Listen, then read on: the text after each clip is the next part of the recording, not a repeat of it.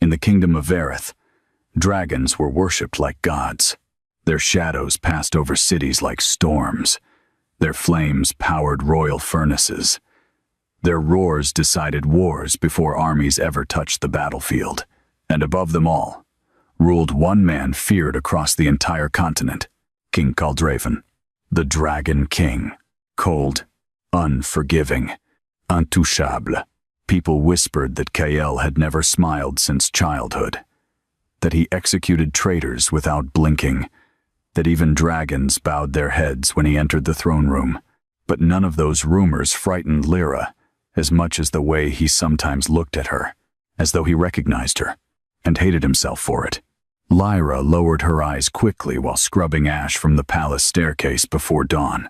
Snow drifted through the open arches of the enormous black castle, while servants hurried silently through the halls, trying not to attract attention from the royal guards. The palace never truly slept, not since the king became cursed. For the last 2 years, darkness had slowly spread beneath King Kael's skin like living poison. Some claimed an enemy kingdom cursed him. Others believed the gods themselves were punishing the Dragon King for massacres committed during the Northern Wars. Whatever the truth was, everyone knew one thing: the king was dying, and desperate kingdoms became dangerous kingdoms. "Move faster, witch girl." A silver tray suddenly slammed against Lyra's shoulder. Hot tea spilled down her dress as another servant glared at her cruelly. "You want the royal inspector to see you standing around?" Several nearby servants laughed quietly. Lyra apologized immediately and knelt to clean the spilled liquid from the floor, ignoring the burning humiliation rising inside her chest. She was used to this. Servants rarely touched her unless necessary. Nobles openly mocked her strange crimson birthmark stretching across her collarbone. Some palace maids refused to sleep in the same room as her because they believed she attracted bad luck. Others called her cursed, or worse, Dragon Witch. The name always spread in whispers, never loudly, because even mentioning the ancient dragon witches terrified people. Centuries ago, the dragon witches nearly destroyed the continent during a war against the royal bloodlines. According to legends, they controlled primordial dragon fire, capable of burning entire kingdoms overnight. The royal family exterminated them all during the Crimson Purge. At least, that was the official story. Lyra pulled her sleeve higher to cover the glowing red veins spreading faintly beneath her skin. They had been getting worse lately, especially whenever dragons were nearby. A deep roar suddenly echoed through the palace walls. Every servant froze instantly. The royal dragons were awake. A second roar followed, then another. The creatures sounded agitated, panicked. Lyra slowly looked toward the massive, open windows facing the dragon courtyard below, and her heart stopped. 3 enormous black dragons circled violently above the palace towers, while soldiers scrambled across the grounds in chaos. The creatures normally obeyed only the Dragon King himself, but now they were roaring toward one specific place, toward the servant balcony where Lyra stood. People noticed immediately. Fear spread across the hallway. One maid backed away from Lyra so quickly she nearly fell. "She did something," another servant whispered nervously. "I told you she was cursed." Lyra stepped backward instinctively. "No, I didn't." Suddenly, every dragon went silent. An enormous shadow passed overhead. Then, the largest dragon in the kingdom descended from the sky. Varush, the Dragon King's personal beast. The gigantic black dragon landed hard enough to shake the entire courtyard. Smoke curled from its nostrils, while terrified guards immediately dropped to one knee. Even the other dragons lowered their heads. But Varos ignored everyone. Its enormous golden eyes locked directly onto Lyra. The beast slowly approached the balcony. Servants screamed and fled. Lyra couldn't move. The dragon's massive head rose until it stood directly before her, separated only by stone railing and empty air. Heat radiated from its scales, while ancient gold eyes studied her intensely. Then, something impossible happened. The most feared dragon in Verith lowered its head, as if bowing to her. The courtyard fell into stunned silence. A guard whispered shakily, "Why is the king's dragon kneeling?" Another voice answered in terror, "Because it recognizes her." Lyra's blood ran cold. Before she could react, footsteps echoed behind her. Heavy, controlled, deadly. The servants immediately knelt. Lyra turned slowly and saw King Kale standing at the end of the corridor. Black armor covered his body like living shadow. A crimson dragon crest rested over his chest while cold winter light reflected across his sharp features. He looked less like a man and more like something carved from war itself. But it wasn't his appearance that terrified Lyra. It was his expression. Kale was staring at her with unmistakable shock and fear. Not fear of her, fear for her. The moment his eyes landed on the glowing crimson veins beneath her skin, something dark and painful crossed his face, as though fate had finally caught up to him. "Everyone leave," the Dragon King ordered coldly. No one hesitated. Within seconds, the entire balcony emptied, leaving only Lyra, the Dragon King, and the massive dragon kneeling silently below. Kale stepped closer slowly, too slowly, like a man approaching a ghost. Lyra lowered her gaze immediately. "I'm sorry, Your Majesty," she whispered shakily. "I didn't mean to disturb the dragons." Kale said nothing for several seconds, then quietly asked, "How old are you?" Lyra blinked in confusion. "Nineten." The king's jaw tightened visibly. Pain flickered briefly across his eyes. Nineten. Exactly the age she should be. Lyra noticed the way his hands trembled slightly beneath his gloves. Strange black veins spread faintly along his neck, before disappearing beneath his collar. The curse. It was getting worse. Kale suddenly reached toward her face. Lyra froze. But just before touching her skin, he stopped himself, as if afraid. The Dragon King slowly closed his hand instead. "What's your name?" he asked quietly. "Lyra." The moment she answered, Kale looked like someone stabbed him directly through the heart. Because he already knew that name. He had whispered it for years, inside nightmares. Far away, thunder rumbled across the mountains surrounding Vareth. Snow began falling harder, and beneath Lyra's skin, ancient dragon magic slowly started waking up. Kale turned away before Lyra could see too much of his face, but the damage had already been done. She had seen it. The Dragon King knew her, or at least, he knew something about her. For a few breathless seconds, neither of them moved. Snow drifted between them through the open balcony arches, melting against the warm stone where Varos still knelt below. The enormous dragon remained absolutely still, its golden eyes fixed on Lyra with a devotion that made the watching guards tremble. No dragon bowed, without reason, and no dragon of Varos's bloodline had ever bowed to a servant. Kale's voice finally cut through the silence. "You will not speak of this to anyone." Lyra swallowed hard. "I wouldn't know what to say." His eyes shifted back to her. Cold again. Controlled again. But Lyra could still sense something cracking beneath that control. "Then say nothing." She nodded quickly. Kale stepped closer, lowering his voice so only she could hear. "If anyone asks." The dragon reacted to the storm. Nothing more. Lyra glanced toward Varos. The beast's massive head remained lowered before her, like a knight before a queen. "That doesn't look like a storm reaction," she whispered before she could stop herself. Kale's expression hardened.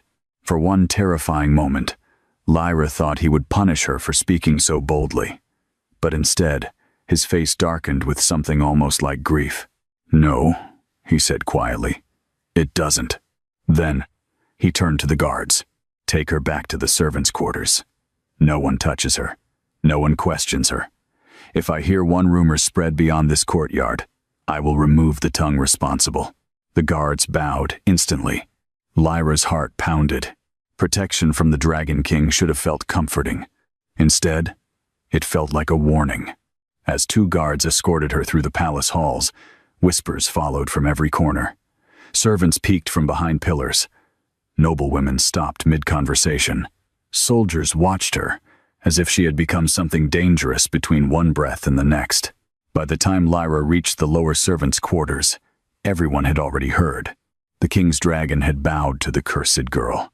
That evening, No one sat beside her at supper. The long wooden table was packed with servants, but an empty space surrounded Lyra like an invisible wall. Bowls scraped, spoons clicked, voices lowered whenever she looked up. Finally, Mara, the head kitchen maid, slammed a bowl of thin stew in front of her. "Eat quickly," Mara muttered. "Then go scrub the east furnaces." Lyra looked up. "But I already finished my shift." Mara leaned closer, eyes sharp with fear disguised as cruelty. "Then finish another one." A few servants snickered. Lyra lowered her gaze and nodded. There was no point arguing. There never was. Hours later, while the palace celebrated the arrival of noble guests for the royal healing ceremony, Lyra worked alone beneath the east wing, scrubbing soot from the furnace stones until her hands bled. The furnaces were enormous, built beneath the palace foundation and fed by dragon fire through ancient vents carved into the mountain. Most servants hated working there because the heat was suffocating and the shadows moved strangely along the walls. Lyra had always liked the place. Down here, no one watched her. No one whispered. No one called her witch. Only the fire spoke. And lately, the fire had begun whispering back. At first she thought it was exhaustion, then madness. But as she knelt beside the furnace mouth, the flames curled toward her hand like living things, glowing deep crimson instead of gold. Lyra stared at them, breath caught. A voice stirred inside the heat. Not human, not exactly dragon. Daughter of Ash. Lyra jerked backward. The flames snapped violently, then returned to normal. Her heart hammered so hard she pressed one hand to her chest. "No," she whispered. "No, no, no." She had spent her entire life pretending nothing was wrong with her, pretending she did not wake from dreams of burning villages, pretending she did not hear dragons calling in the distance, pretending the crimson mark beneath her clothes was just a birthmark and not something alive. But pretending was becoming impossible.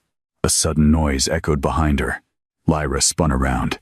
A young noblewoman stood at the base of the furnace stairs, dressed in pale blue silk and silver jewels. Her hair was perfect, her smile gentle, her eyes cruel. Princess Eveline, the woman rumored to be chosen as Kael's future queen. "Oh," Evelyn said softly. "So the stories are true." Lyra immediately bowed her head. "Princess, I didn't know anyone was here." Eveline descended the steps slowly, looking around the furnace chamber with elegant disgust. "This is where they keep you?" Lyra said nothing. Evelyn stopped a few feet away and studied her face. "You are prettier than I expected." The words sounded kind. They were not. Lyra kept her eyes lowered. "I should return to work." "Yes," Evelyn said. "Servants should always remember their place." Silence stretched between them. Then Eveline reached out and touched the edge of Lyra's sleeve, pulling it down just enough to reveal the faint crimson glow beneath her skin. Her smile vanished. "So it is real." Lyra yanked her arm back. "Please don't." Eveline's gaze sharpened. "The Dragon King looked at you today." Lyra's throat tightened. "He was angry because of the dragon." "No." Evelyn stepped closer. "I know how men look at servants. I know how kings look at threats. But that was neither." Lyra backed away until her shoulder hit the furnace wall. Eveline's voice lowered into a whisper. "He looked at you like a memory." Those words struck something deep in Lyra's chest. A memory. A burning village. A boy with golden dragon eyes carrying her through smoke. Lyra's breathing became uneven. Eveline noticed and smiled again. "You know something, don't you?" "No." "Liar." The furnace flames suddenly surged. Evelyn flinched back. Lyra stared in horror as crimson fire crawled up the stone wall behind her like veins of molten blood. The princess's eyes widened. Then her expression changed. Not fear. Opportunity. By midnight, the rumor had changed. No longer had the dragon merely bowed to Lyra. Now the cursed servant had threatened the future queen with forbidden fire. And before sunrise, the royal priests came for her. They dragged Lyra from her sleeping mat, while the other servants pretended not to wake. Iron cuffs closed around her wrists. Holy symbols burned against her skin. She cried out, but no one helped. Mara only turned her face toward the wall. Lyra was taken through back corridors into the old chapel beneath the western tower, a place servants whispered about, but never entered. The chapel walls were covered in ancient murals, showing women burning beneath dragon-shaped suns, dragon witches. At the altar stood High Priest Orin, thin, pale, smiling. His golden robes shimmered softly in the candlelight, as if soaked in sunlight, but his eyes were lifeless. "Lyra," he said gently. At last, the guards forced her to her knees. Lyra winced as cold stone bit into her skin. "I didn't do anything," she said. "Please, I swear." Orin approached her with a tenderness more frightening than anger. "Of course you did. You breathed. You survived. For blood like yours, that is already a crime. Lyra Froze. Blood like yours." The priest knelt before her and took her chin between two cold fingers. "Do you know what you are?" Lyra tried to pull away. "I'm no one." Orin smiled. "No, that is what they made you believe." He lifted a small silver blade from the altar. Lyra struggled instantly, but the guards held her down. "Please." Orin cut a thin line across her palm. The moment her blood touched the chapel floor, every candle in the room turned crimson. The murals began to glow. Women of fire, dragons of ash, a queen wearing a crown of burning bone. Orin inhaled shakily, eyes bright with triumph. "There you are." Lyra stared at the glowing blood in horror. "No." Orin stood and turned to the guards. "Send word to the council. The bloodline lives." One guard hesitated. "Should the king be informed?" The priest's face darkened. "Not yet." Lyra looked up sharply. "Not yet?" Orin leaned down, smiling again. "King Kale has protected too many dangerous secrets, but even a dragon king cannot protect what the whole kingdom demands to burn." A chill spread through Lyra, despite the heat of the candles. "What do you want from me?" Orin's smile widened. "Only what your ancestors were born to give." Before Lyra could ask what he meant, the chapel doors burst open. A wave of freezing air swept through the room. Every priest and guard dropped to one knee. Kael stood in the doorway. His face was calm, too calm, but the torches behind him flickered violently from the force of his anger. "Release her," he said. Orin turned slowly, bowing with false respect. "Your Majesty, we found evidence of forbidden blood magic." I said, "Release her." The guards immediately stepped back from Lyra, but the cuffs remained locked around her wrists. Kyle's eyes landed on the blood on her palm. His expression changed. For 1 second, his mask slipped. Guilt, terror, recognition. Orin saw it too, and smiled. "You know what she is." Kael walked into the chapel slowly. Each step echoed like a death sentence. "I know she is under my protection." Orin's voice remained soft. "Protection cannot erase blood." Kael stopped beside Lyra. For the first time, he looked down at her not as a king looking at a servant, but as a man looking at someone he had failed long ago. Lyra hated that look, because it made her want to trust him, and she did not know why. Kyle crouched and took her cuffed hands carefully. His gloved fingers brushed the burned skin around her wrists, and his jaw tightened. "This should not have happened." Lyra's voice came out small.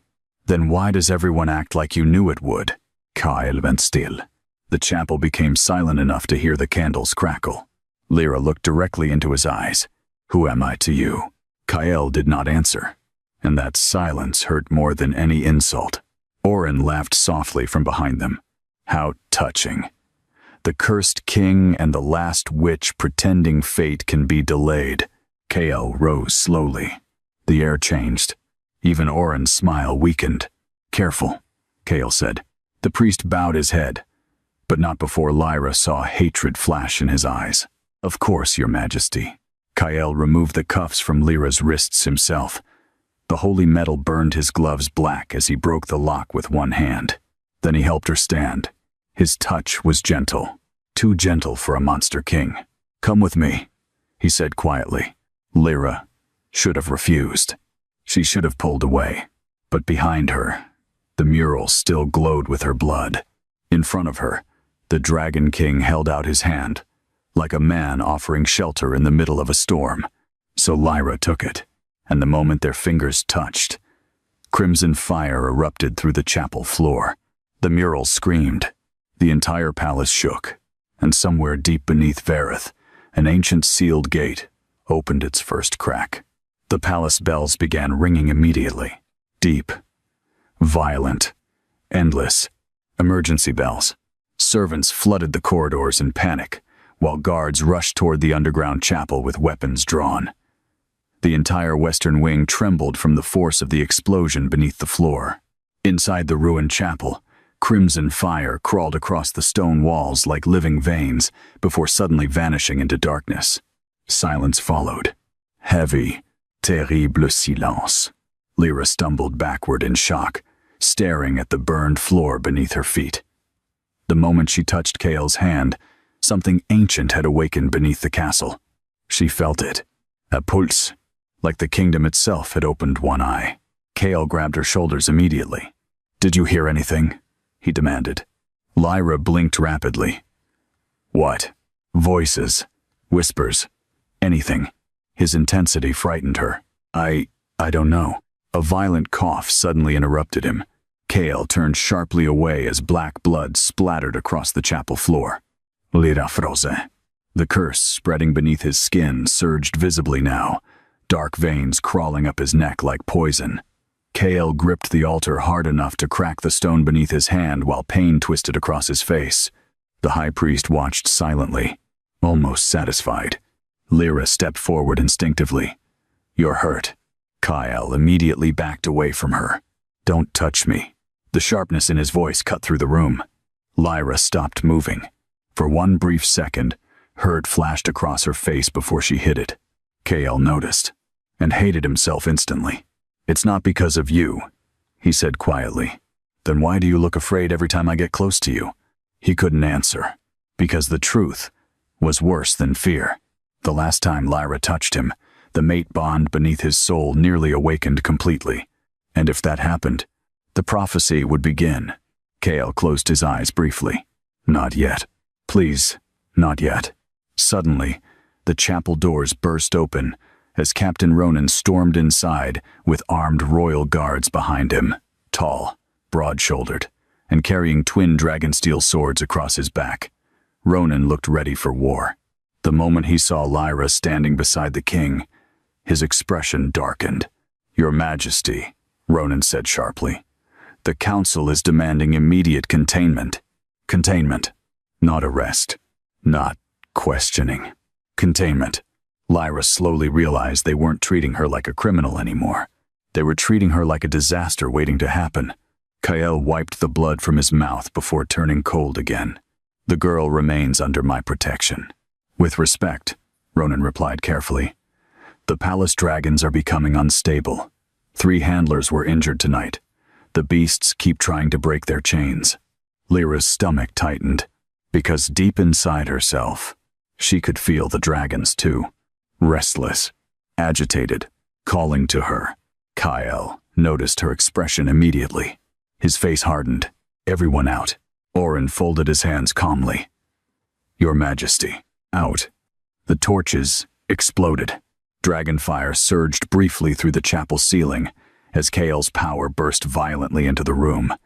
Even Ronan stepped backward. No one argued after that. Within moments, the guards and priests reluctantly exited the chapel, though Orin lingered longest. Before leaving, the high priest glanced once toward Lyra with terrifying amusement, as though he already knew how this story ended. The heavy doors slammed shut. Lyra immediately stepped away from Kael. "Stop protecting me." His head snapped toward her. "What?" "You heard them," she whispered. "Everyone in this palace thinks I'm dangerous." "You are." The answer came too quickly. Lyra stared at him silently. Kael cursed himself internally. "You don't understand," he said more carefully. "Then explain it to me." Her voice cracked for the first time. Years of humiliation and confusion finally spilled over. All my life people looked at me like I was cursed.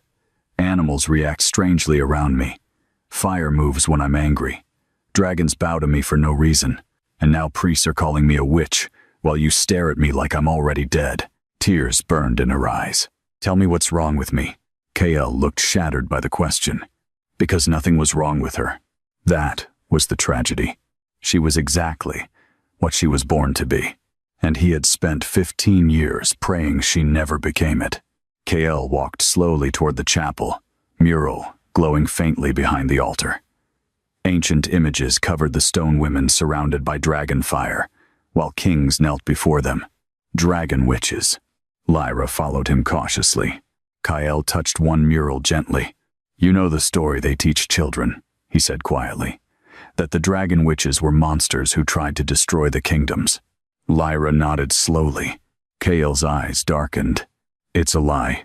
Silence filled the chapel. Lyra stared at him. What? The dragon witches were guardians. They protected the ancient seals beneath this continent. Seals imprisoning creatures older than dragons themselves. He turned toward her fully. But kings fear power they cannot control. So centuries ago, the royal bloodlines slaughtered the witches and rewrote history. Nu har fällt dizzy. No. That can't be true. It is. Then why are they hunting me? KL looked at her for several painful seconds before answering. Because you're the last one. The words crushed the air from her lungs. Last one. Last dragon witch. Lyra backed away instinctively. No. You were supposed to die 15 years ago. KL regretted the sentence immediately when terror flooded her face. But it was too late. Her voice trembled. You know who I am. KL closed his eyes briefly. Finally, there was no hiding anymore. Yes. Lyra stared at him like a stranger. Then tell me. KL's throat tightened painfully. Because speaking the truth aloud meant confronting the memory he spent years trying to bury. A village burning beneath dragonfire. Dead bodies in snow. A little girl crying beside her mother's corpse. And a young prince forced to choose between saving her or saving his kingdom. KL finally spoke. 15 years ago, royal assassins discovered rumors about a surviving dragon witch bloodline hidden in the northern territories. Lyra felt cold. The village they attacked. KL nodded once. You were there. Her breathing stopped. Flashes exploded through her mind instantly. Fire. Screaming. Blood. In snow. A man carrying her through smoke. Golden dragon eyes. Lyra grabbed her head painfully. No. KL stepped closer carefully. You were 5 years old. You're lying. You don't remember because your memories were sealed. Lyra's knees nearly gave out. KL caught her before she hit the floor. The moment he touched her again, the mate bond surged violently. Both of them gasped. Crimson fire exploded briefly beneath their feet while ancient symbols flashed across Lyra's skin. KL's curse recoiled visibly beneath his veins as if terrified of her power. Their eyes locked, and suddenly, Lyra saw it. Not with her mind, with the bond.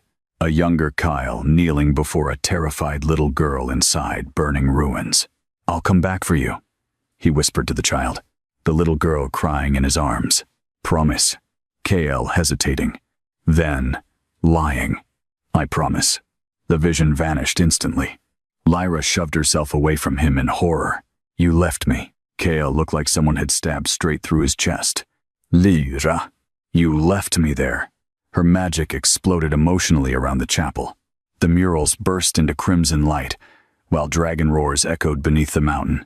You promised. KL's voice broke for the first time. I know. The silence afterward felt unbearable. KL turned away sharply, breathing heavily. I thought hiding you would save your life, but you never came back. Those words nearly destroyed him, because every single day since then, he hated himself. For exactly that reason. Lyra wiped tears from her face angrily. My mother died waiting for you. KL froze completely, then very quietly asked, She survived the attack? Lyra's expression hardened. For 3 days, the Dragon King looked devastated. She told me someone would protect us. Lyra laughed bitterly through tears. Turns out she was wrong. KL lowered his head. He could fight armies, dragons, monsters, but not this. Never this. A deep roar suddenly shook the chapel. Both of them looked upward sharply. The dragons again. Only this time, the sound wasn't fear. It was warning. Then the entire palace trembled violently. Dust rained from the ceiling. Far below the mountain, something enormous slammed against stone from deep underground. Once, twice, a third time. Lyra's blood turned ice cold, because this time, she heard the voice clearly. "Awaken the Queen." The words echoed inside Lyra's skull long after the shaking stopped. Awaken the Queen. Not a whisper. Not imagination. A real voice. Ancient. Massive. Hungry. Lyra staggered backward, clutching her head, while crimson light flickered uncontrollably beneath her skin. Kale reached for her immediately. What happened? She looked up at him with visible fear. "There's something under the mountain." Kale's expression darkened instantly. What did it say? Lyra hesitated, because even repeating the words aloud made her stomach twist with dread.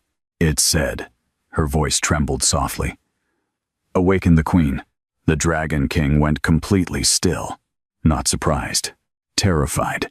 Lyra noticed immediately. "You know what that means." Kale looked toward the chapel floor as though he could see through miles of stone beneath the palace. "Yes." "Then tell me." Kale's jaw tightened painfully. "There are things hidden beneath Verith that should never wake up." "That's not an answer. It's the only one you're getting tonight." Lyra stared at him in disbelief. "You still don't trust me?" Kale snapped back instantly. "This has nothing to do with trust." The force in his voice startled even him. He took a slow breath before speaking more carefully. "If you hear voices again, you tell me immediately. You do not answer them. You do not follow them. Do you understand?" Lyra crossed her arms defensively. "You're giving orders like I'm one of your soldiers." "No," Kale said quietly. "I'm terrified you'll die if I don't." That shut her up. The honesty in his voice hit harder than shouting ever could. For a moment, they simply stared at each other while the ruined chapel glowed softly around them. Then heavy bells rang again across the palace. 3 slow chimes. Kale cursed under his breath. "The council." Lyra frowned. "What council?" "The royal houses." Kale's expression hardened immediately back into that cold king everyone feared. "If the dragons are reacting publicly to your magic, every noble family in Verith already knows something dangerous is happening. And they'll want you dead before sunrise." The bluntness of the answer chilled her. Kale walked toward the chapel doors. "You're coming with me." Lyra blinked. "To the council meeting? I'm not leaving you alone." The words should not have warmed her chest the way they did. But they did. Kyle opened the chapel doors and motioned for her to follow. Guards immediately straightened at attention outside, though several visibly stared at Lyra with unease, especially after noticing the glowing symbols still faint. The palace corridors above were chaos. Servants rushed between wings carrying messages while armored soldiers lined the halls. Noble guests whispered nervously behind fans and silver goblets as news spread faster than wildfire. Every conversation stopped when Lyra appeared beside the king. Eyes followed her everywhere. Fearful eyes, hateful eyes, curious eyes, and one pair in particular burned with icy fury. Princess Evelyn stood near the grand staircase dressed in shimmering silver silk, surrounded by noble women from the western houses. The moment she saw Lyra walking beside Kale, her expression became dangerously unreadable, but her smile remained perfect. "Your Majesty," Evelyn said gracefully while bowing. "The entire palace is worried for your safety." Kale barely slowed his stride. "My safety is not your concern tonight." Evelyn's gaze shifted toward Lyra. "It becomes my concern when a servant capable of forbidden magic walks freely through the royal halls." Lyra lowered her eyes instinctively. Kale noticed. His voice turned colder. "She walks beside me by my command." The nearby nobles fell silent instantly. No one missed the meaning behind those words. Royal protection. Public royal protection. Evelyn's fingers tightened slightly around her fan. "But surely," she said carefully, The council deserves an explanation. Kyle stopped walking. The air around him grew noticeably colder. You deserve nothing. Even the guards looked uncomfortable now. Princess Evelyn's smile finally cracked at the edges. For years, the entire kingdom assumed she would become queen. She came from the oldest royal bloodline. Beautiful, intelligent, politically untouchable. And yet Kyle had never once looked at her the way he looked at Lyra. Even now, even while protecting a possible monster, Evelyn stepped closer, lowering her voice. Do not embarrass yourself for a servant, Kale. The use of his name made the hallway tense instantly. But Kale's eyes remained locked on Lyra instead. She is not a servant. Lyra's heart skipped. Evelyn noticed too, and hatred flashed openly across her face for the first time. Before anyone could speak again, another violent roar shook the palace. This one came from below, not above. The floor trembled hard enough to crack marble beneath their feet. Nobles screamed while chandeliers swayed violently overhead. Then every dragon in the kingdom roared together. The sound shook the mountain itself. Lyra suddenly gasped. Pain exploded through her chest. A vision slammed into her mind without warning. An enormous underground gate covered in chains. Black fire leaking through cracks. A woman wearing a crown of crimson dragon horns standing before the seal. And thousands of dead dragons covering the battlefield around her. Lyra stumbled. Kale caught her immediately. Lyra. Her eyes glowed bright crimson. The gate, she whispered weakly. Something is trying to open it. Every torch in the hallway exploded into red flames. Nobles panicked instantly. She's losing control.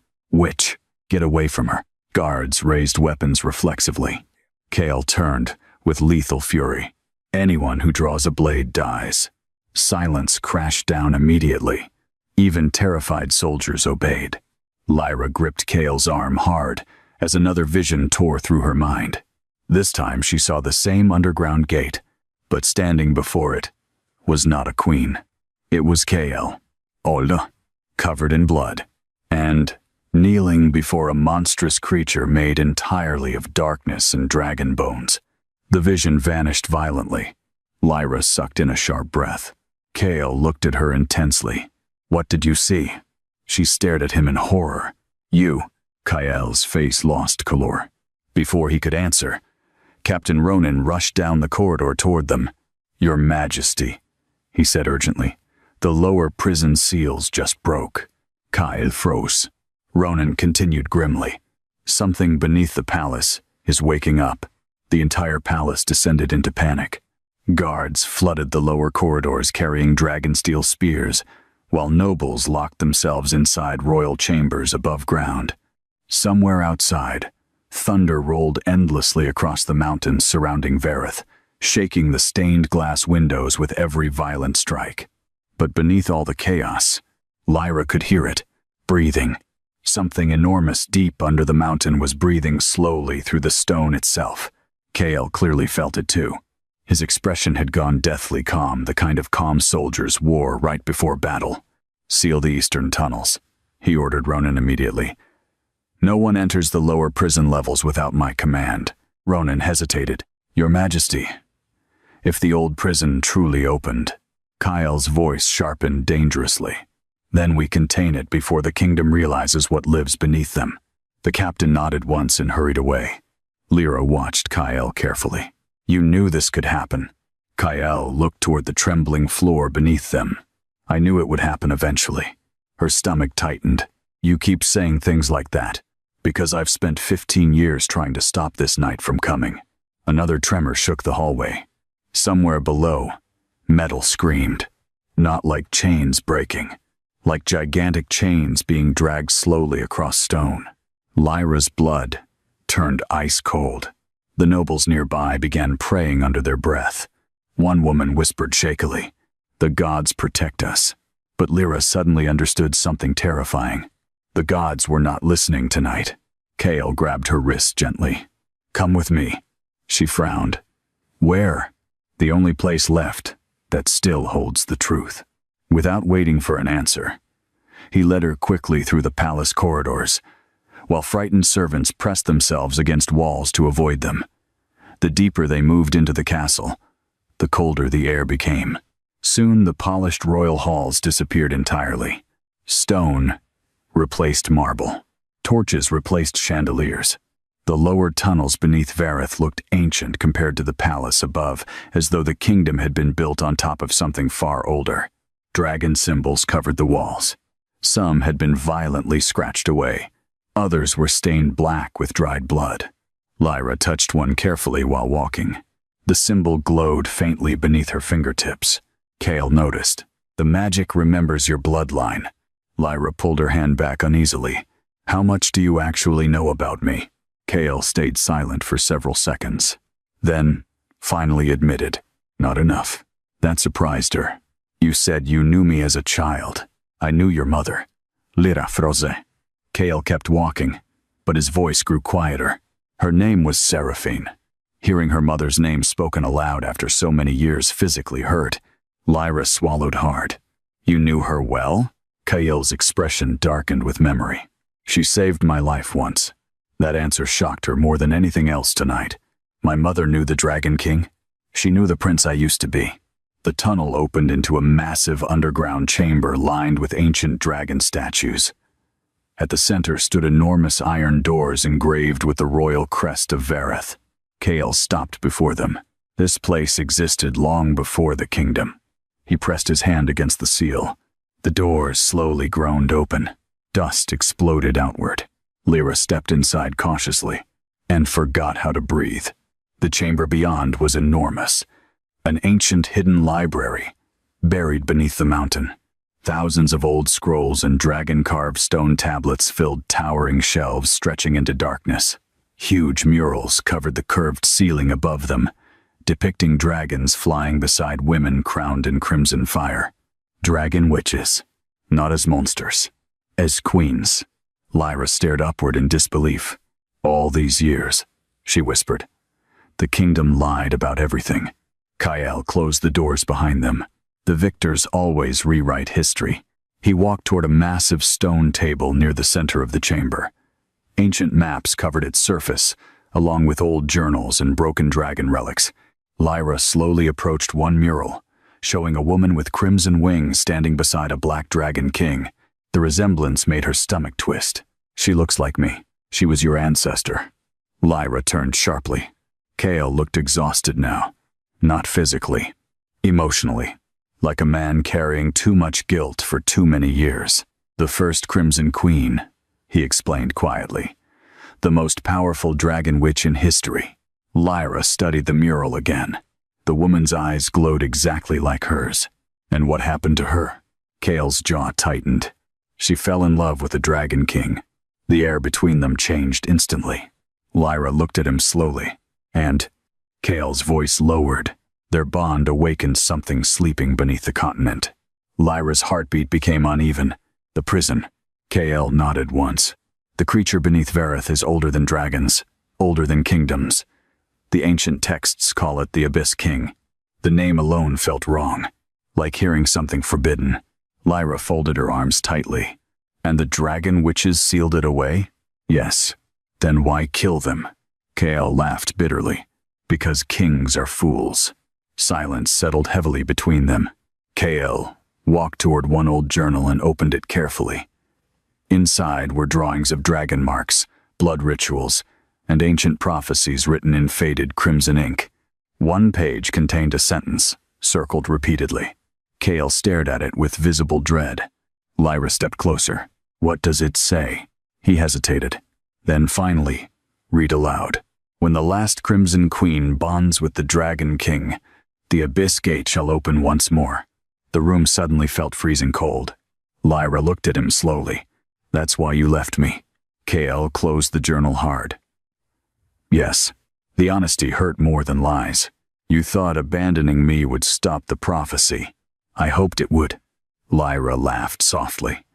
But there was no humor in it. "So all these years, you watched me suffer because you were afraid of fate?" Kale looked at her painfully. "You think I didn't suffer too?" The words escaped sharper than intended. Lyra stared at him. Kale dragged a hand through his dark hair. finally losing some of his control. "I searched for you for years after the attack," he admitted. But the priests moved faster.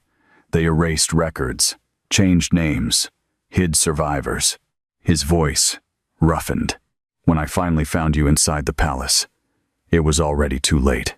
Lyra's chest tightened painfully. "Too late for what?" Kale stepped toward her slowly. "For me to stay away from you." The silence afterward became unbearable, because neither of them could ignore the truth anymore. The pull between them, the visions, the dragons reacting to her, the way his curse weakened whenever she touched him. It all pointed toward one thing. The mate bond had already started awakening. A sudden, violent roar exploded beneath the chamber. Both of them spun, instantly. The floor cracked. Ancient dust rained from the ceiling. Then a horrifying scream echoed through the tunnels outside. Human screams. Guards. Kyle immediately drew his sword. Black dragon fire ignited along the blade. "What was that?" Lyra whispered. But deep inside herself, she already knew. Something escaped. Another scream echoed closer this time. Then silence. Heavy footsteps slowly approached the library doors from the darkness outside. 1, 2, 3. Kale moved protectively in front of Lyra. The footsteps stopped directly outside the chamber. Then a familiar voice whispered from the other side of the door. "Your Majesty, Captain Ronan." But something sounded horribly wrong about his voice. Too deep. Too vet. Kale's eyes narrowed instantly. "Ronan?" A long silence followed. Then, crack. Massive claws punched directly through the iron doors. The ancient library doors exploded inward.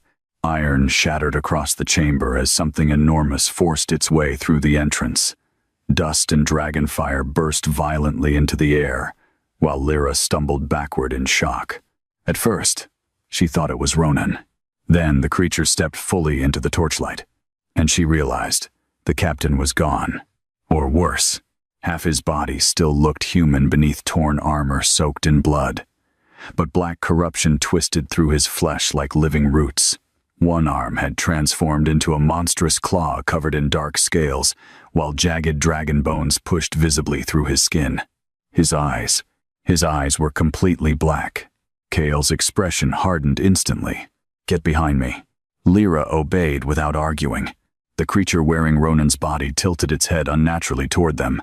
Its jaw cracked open too wide as dark smoke poured from its mouth. Then it smiled. "Found you." The voice sounded layered, like multiple things speaking through the same throat. Lyra's blood froze. Kale raised his burning sword slowly. "What did you do to him?" The creature laughed wetly. "He opened the door."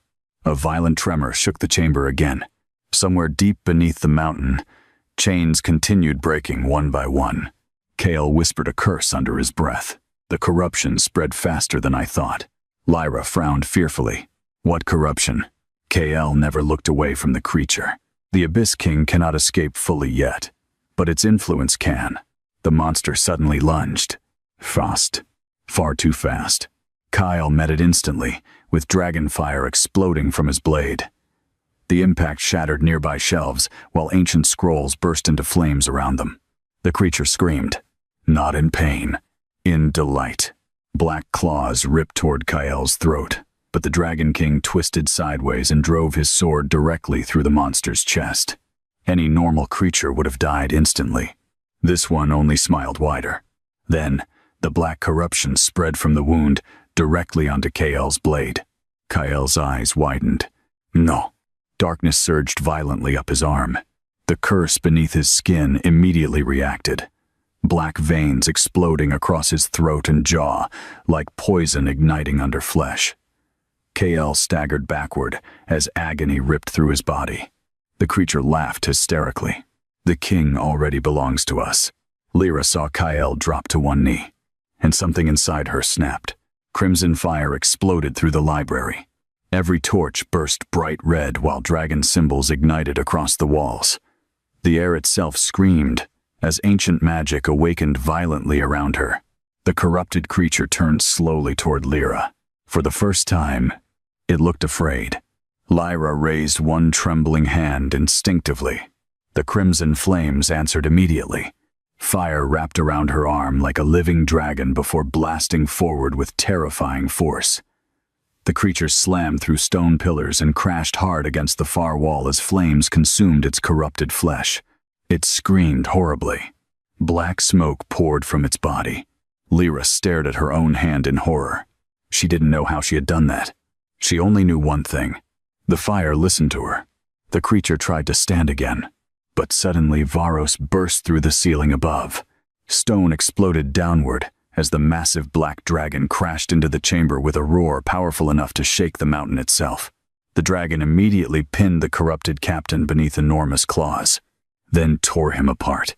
Lyra looked away as black blood splattered across the stone floor. Silence followed. Heavy breathing. Burning ruins. The smell of blood and ash. Varos slowly turned its massive golden eyes toward Lyra.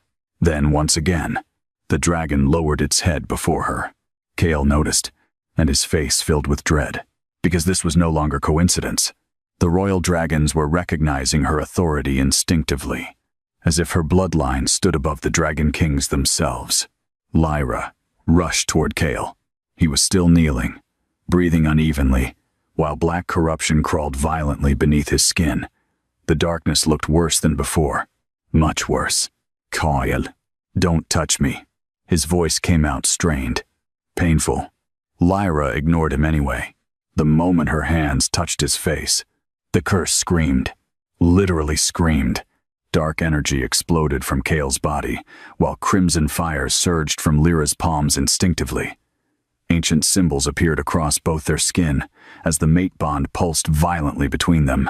Kale gasped sharply. The corruption recoiled. Lyra's eyes widened. It's afraid of me. Kale grabbed her wrists immediately.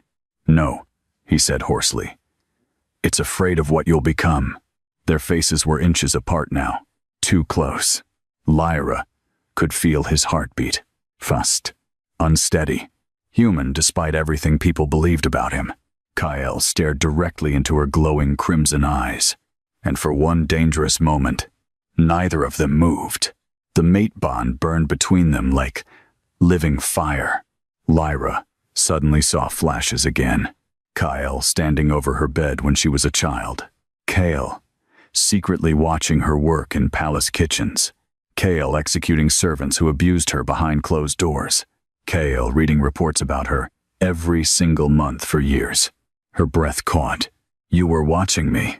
Kale's expression tightened. Lyra, you knew where I was the entire time. His silence confirmed it. Pain surged through her chest. You left me alone anyway. Kale looked destroyed. I thought distance would keep you alive. You don't get to decide that for me. Her magic flared emotionally. Crimson fire burst around them, while Varos growled uneasily nearby. Kyle stood suddenly despite the pain ripping through his body. You think I wanted this? He snapped. You think I enjoyed watching them treat you like dirt while pretending I didn't know who you were? Lyra stared at him silently. Kale's control finally shattered completely.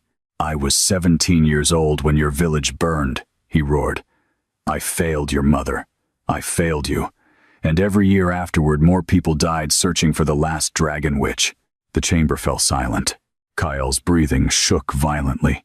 When I finally found you again, his voice broke quietly. You smiled at me. Lyra froze. Kyle looked away painfully. You still smiled at me after everything. Those words hurt worse than anger ever could. Because Lyra remembered. Every time the Dragon King passed through the kitchens, she looked forward to it. Every small kindness from him felt precious. Every glance from him stayed in her mind for days afterward. And all along, he knew exactly who she was. A deep rumble interrupted them. The entire mountain trembled harder than before. Then came another sound, not chains this time. A heartbeat. Massive. Ancien. Awake. Varos suddenly roared in warning. The dragon backed away from the center of the chamber as cracks spread rapidly across the floor beneath Kyle and Lyra. Crimson symbols ignited inside the cracks. The ancient seal below them was opening, and from the darkness beneath the mountain, something enormous began climbing upward toward them. The floor exploded. Kyle grabbed Lyra an instant, before the ancient stone beneath them collapsed entirely.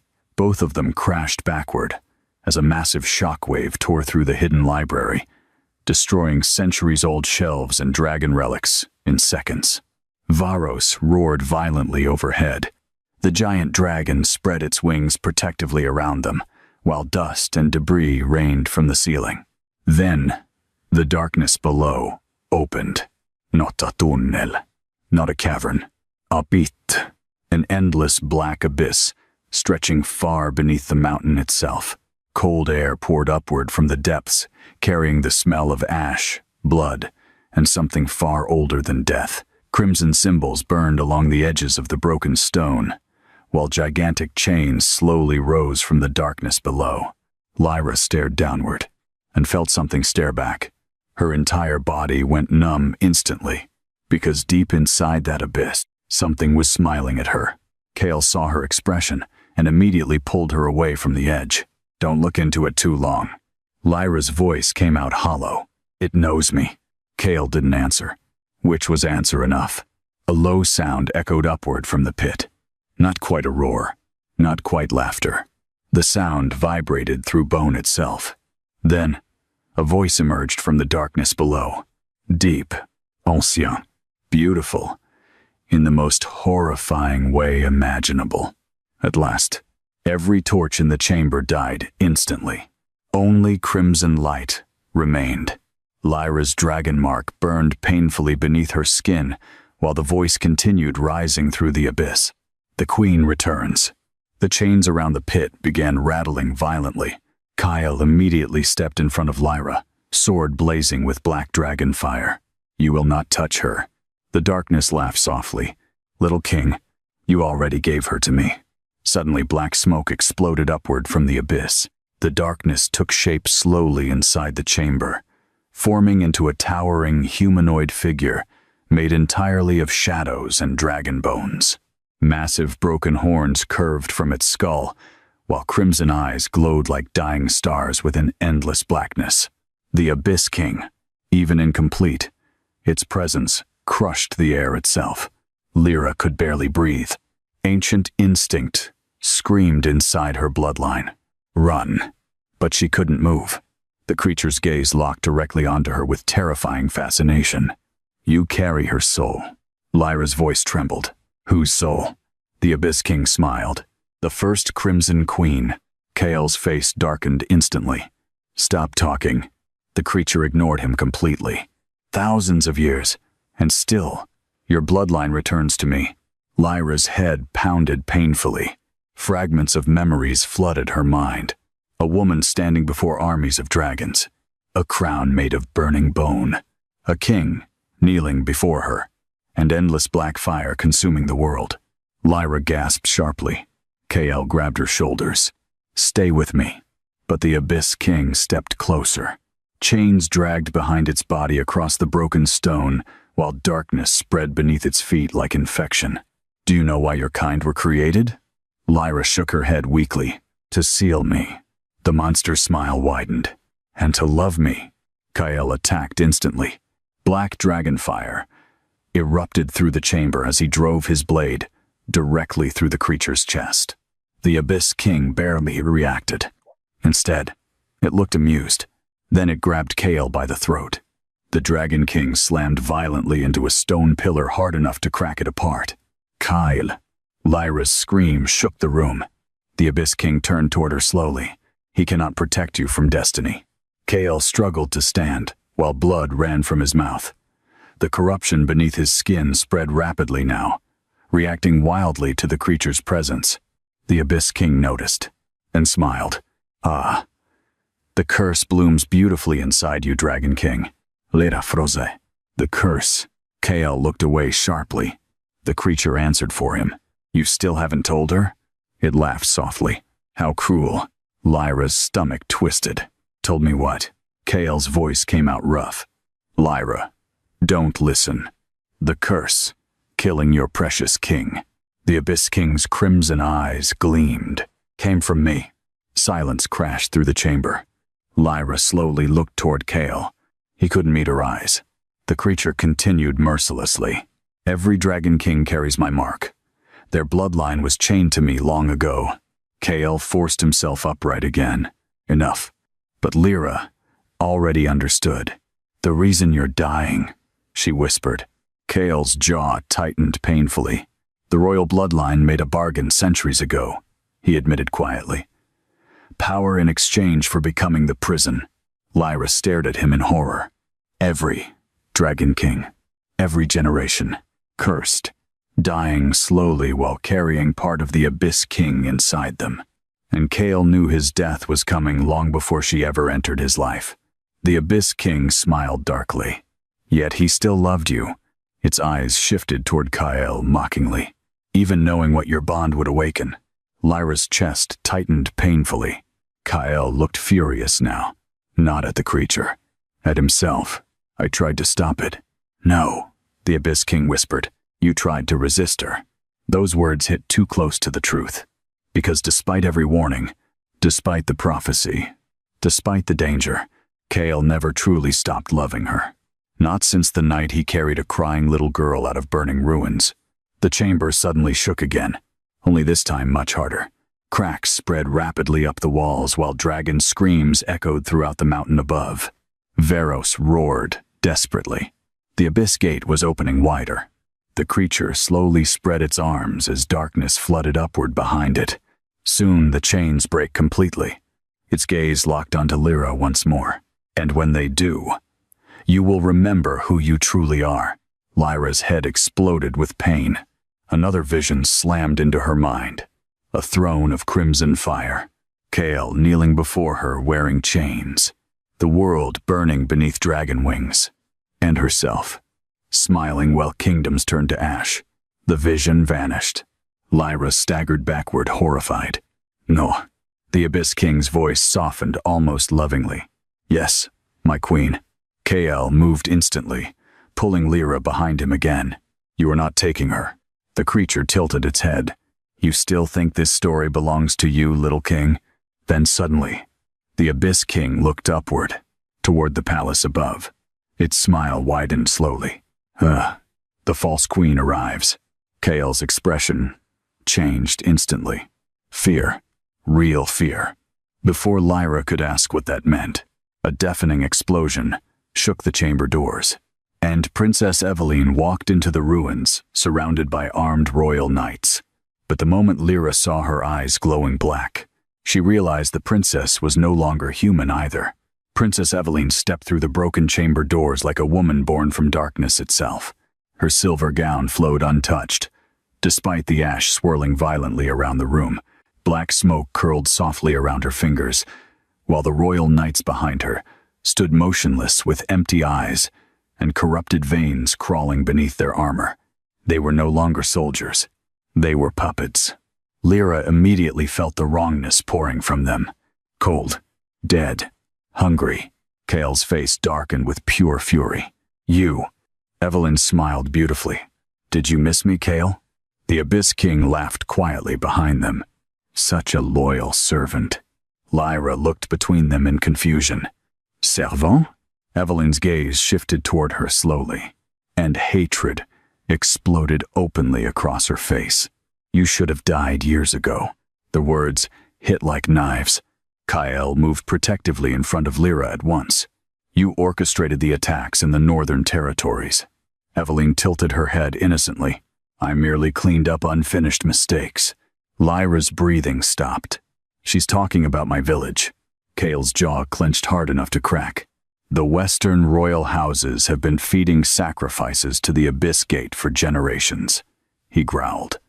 Your family started the Crimson Purge. Evelyn's smile widened proudly. Of course we did. The chamber fell silent. Even Lyra looked stunned by the casual cruelty in her voice. Evelyn slowly descended the broken steps toward them. You Dragon Kings were always too weak to do what was necessary, she continued coldly. You feared the abyss while my bloodline understood its true purpose. Black energy pulsed beneath her skin. The old world deserves to burn. Kael's dragonfire flared violently around his sword. You murdered children, and your ancestors slaughtered kingdoms. Evelyn stopped walking. Her expression sharpened painfully. "The difference between us, Kael, is that I stopped pretending monsters can become heroes." The words clearly struck something deep inside him. Lyra noticed immediately, because despite everything, Kael still believed he was a monster. Eveline's gaze slowly returned to Lyra. "And you," she whispered hatefully, "do you know how long I waited to see you burn?" Lyra stiffened. "When I arrived at this palace," Eveline continued, "the servants already whispered about the cursed little girl hidden in the kitchens. The king's eyes followed you long before he realized." Kael stepped forward instantly. "Enough." But Eveline ignored him completely. "So I watched you," she said softly to Lyra. "Year after year, waiting to see if the last dragon witch would awaken." Lyra's blood turned cold. "You knew too." "Of course." Eveline laughed bitterly. "You were impossible not to notice." Her black eyes narrowed. "The dragons bowed to you even as a child." Kael froze. Lyra looked sharply toward him. "You said no one knew where I was." Kael's silence answered everything. Eveline smiled cruelly. "He lies beautifully, doesn't he?" Pain flickered across Lyra's face. Kael immediately spoke. "I hid evidence of your bloodline from the council for years, but not from her." His expression darkened. She suspected. Eveline's smile vanished. "Because you were obvious." Her voice cracked slightly for the first time. "All these years, you never once looked at me the way you looked at her." Kael said nothing. That silence hurt Eveline more than insults ever could. The darkness around her exploded violently. The corrupted knights suddenly drew weapons as black fire spread through the chamber walls. "You chose a witch over your kingdom," Eveline hissed. "No," Kael replied coldly. "I chose not to become you." The princess's face twisted with fury. Then she looked toward the Abyss King and bowed. Actually bowed. "My lord," she whispered reverently, "the Crimson Queen has awakened exactly as promised." Lyra felt sick. "You're serving that thing willingly?" Eveline slowly rose. "You still don't understand, do you?" Her black eyes glowed brighter. "The Abyss King isn't destruction." She smiled almost dreamily. "He's freedom." The chamber trembled harder. Above them, dragon screams echoed through the mountain as chaos spread across the kingdom. Eveline extended one hand toward Lyra. "Come willingly," she said softly, "and the world reborn from ashes can belong to us." Lyra stared at her in horror. "You're insane." Eveline's expression hardened instantly. "No, I'm honest." Black smoke erupted violently from the corrupted knights as they charged. The chamber exploded into battle. Kael met them head-on, with dragon fire tearing through darkness, while Varos crashed into the nearest soldiers with terrifying force. Stone shattered beneath claws and swords as corrupted bodies slammed into walls hard enough to crack them apart. Lyra backed away instinctively. Then one knight grabbed her throat. Black corruption spread instantly across her skin. The soldier's empty eyes stared into hers, while a distorted voice hissed from inside him. "Wake up." Pain exploded through Lyra's body. Visions slammed violently into her mind. An army, kneeling before her. Dragons blackened by abyss fire. Kael chained beside a crimson throne. And herself, no longer human. Something ancient wearing her face. Lyra screamed. Crimson fire detonated outward. The corrupted knight disintegrated instantly into ash while a shockwave blasted through the chamber, throwing everyone backward, including Kael. The Abyss King watched with fascination. Beautiful. Lyra collapsed to one knee, breathing hard. Her magic was becoming unstable. Every emotional surge awakened more of the Crimson Queen inside her. Kael saw it too, and terror crossed his face. Not fear of her, fear of losing her. Eveline noticed immediately, then smiled slowly. "You finally understand, don't you?" Kael's expression darkened. "She's changing." The princess laughed softly. "No." Her black eyes gleamed toward Lyra. "She's remembering." Suddenly, the entire chamber shook violently enough to split the floor open wider. The abyss gate below erupted with black fire, and from the darkness beneath the mountain, thousands of glowing crimson eyes opened at once. Lyra stared downward in horror. Dragons. ancient corrupted dragons chained beneath the kingdom for centuries. The Abyss King slowly spread his arms toward her. Choose, my queen. The chains below began breaking one by one. Save the world that burned you. Another chain snapped. Or rule the ashes beside me. Kyle moved instantly toward Lyra, but Evelyn blocked him. Black fire exploded between them. You don't get to touch her anymore, Evelyn hissed. Kale's dragon eyes burned gold with fury. She is not yours. Evelyn smiled darkly. No. Her gaze shifted toward Lyra. She belongs to fate. The chains beneath the abyss gate continued breaking, one after another. Each snap echoed through the mountain like thunder, while corrupted dragons stirred within the darkness below. Their glowing crimson eyes opened slowly across the abyss, illuminating the chamber with terrifying light. The entire kingdom of Verith trembled above them. Lyra could feel the dragons now. Not hear them. Feel them. Ancient pain, ancient rage. Centuries of imprisonment buried beneath stone and blood. And somehow, they recognized her. The realization terrified her more than the Abyss King itself. Kael fought through Evelyn's black flames toward Lyra again, but the corrupted princess blocked him mercilessly. Every strike from Kael's dragonfire shattered stone pillars, while Evelyn answered with abyss magic strong enough to darken the air itself. You cannot protect her forever, Evelyn shouted over the chaos. Kael slammed his sword against hers hard enough to crack the floor beneath them. I only needed to protect her once. For a split second, pain crossed Evelyn's face. Because despite everything, a part of her had loved him too. Then the darkness inside her swallowed it whole. You never chose me, she whispered bitterly. Kael's expression remained cold. I never knew you. Evelyn screamed in fury and unleashed a massive wave of black fire. The explosion hurled Kael across the chamber. Kael. Lyra instinctively reached toward him, and the mate bond awakened completely. The world stopped. Crimson light exploded through the chamber, while ancient dragon symbols burned across the walls, the floor, and the ceiling itself. Every dragon beneath the abyss roared simultaneously, as overwhelming power surged between Lyra and Kael like a heartbeat shared by two souls. Both of them gasped sharply. The bond burned visibly now. A glowing crimson mark spread across Kael's chest beneath his armor, while identical symbols appeared over Lyra's heart. The Abyss King smiled slowly. There it is. Evelyn froze. No, but it was too late. The ancient mating bond between Dragon King and Crimson Queen had fully awakened, and with it came memories. Not vision. Memories. Lyra suddenly saw everything. A young Kael, secretly visiting her village for years before the massacre. Her mother laughing softly beside him. Kael teaching little Lyra how to hold wooden dragon carvings. The night assassins attacked.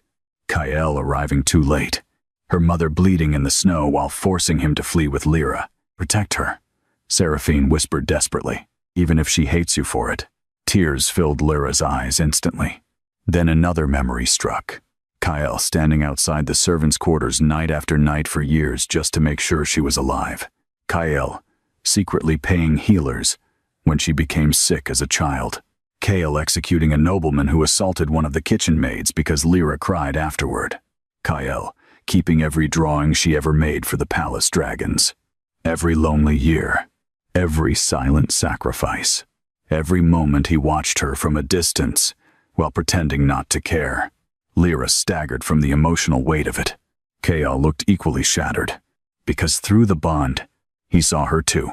The little girl waiting every winter for someone who never came back. The servant teenager secretly smiling whenever the Dragon King entered the kitchens. The nights she cried alone, wondering why no one ever chose her. The moment she fell in love with him, and the moment she believed he condemned her to death. Kael's breathing broke unevenly. Lyra. She looked at him through tears. The bond pulsed again, and suddenly the curse inside Kael screamed. Black corruption erupted violently across his body, while abyss magic poured from his veins like poison, rejecting the mate bond itself. Kyle dropped to one knee in agony as darkness spread rapidly up his throat. The Abyss King's smile widened. The prison rejects love. Lyra immediately ran toward Kale. This time, Eveline didn't stop her. The corrupted princess simply watched in horror as Lyra fell beside the Dragon King and grabbed his face desperately. Kyle. His body shook violently beneath the curse. "Don't touch me," he gasped painfully. "It'll spread to you." "I don't care." The words escaped instantly. Kyle stared at her.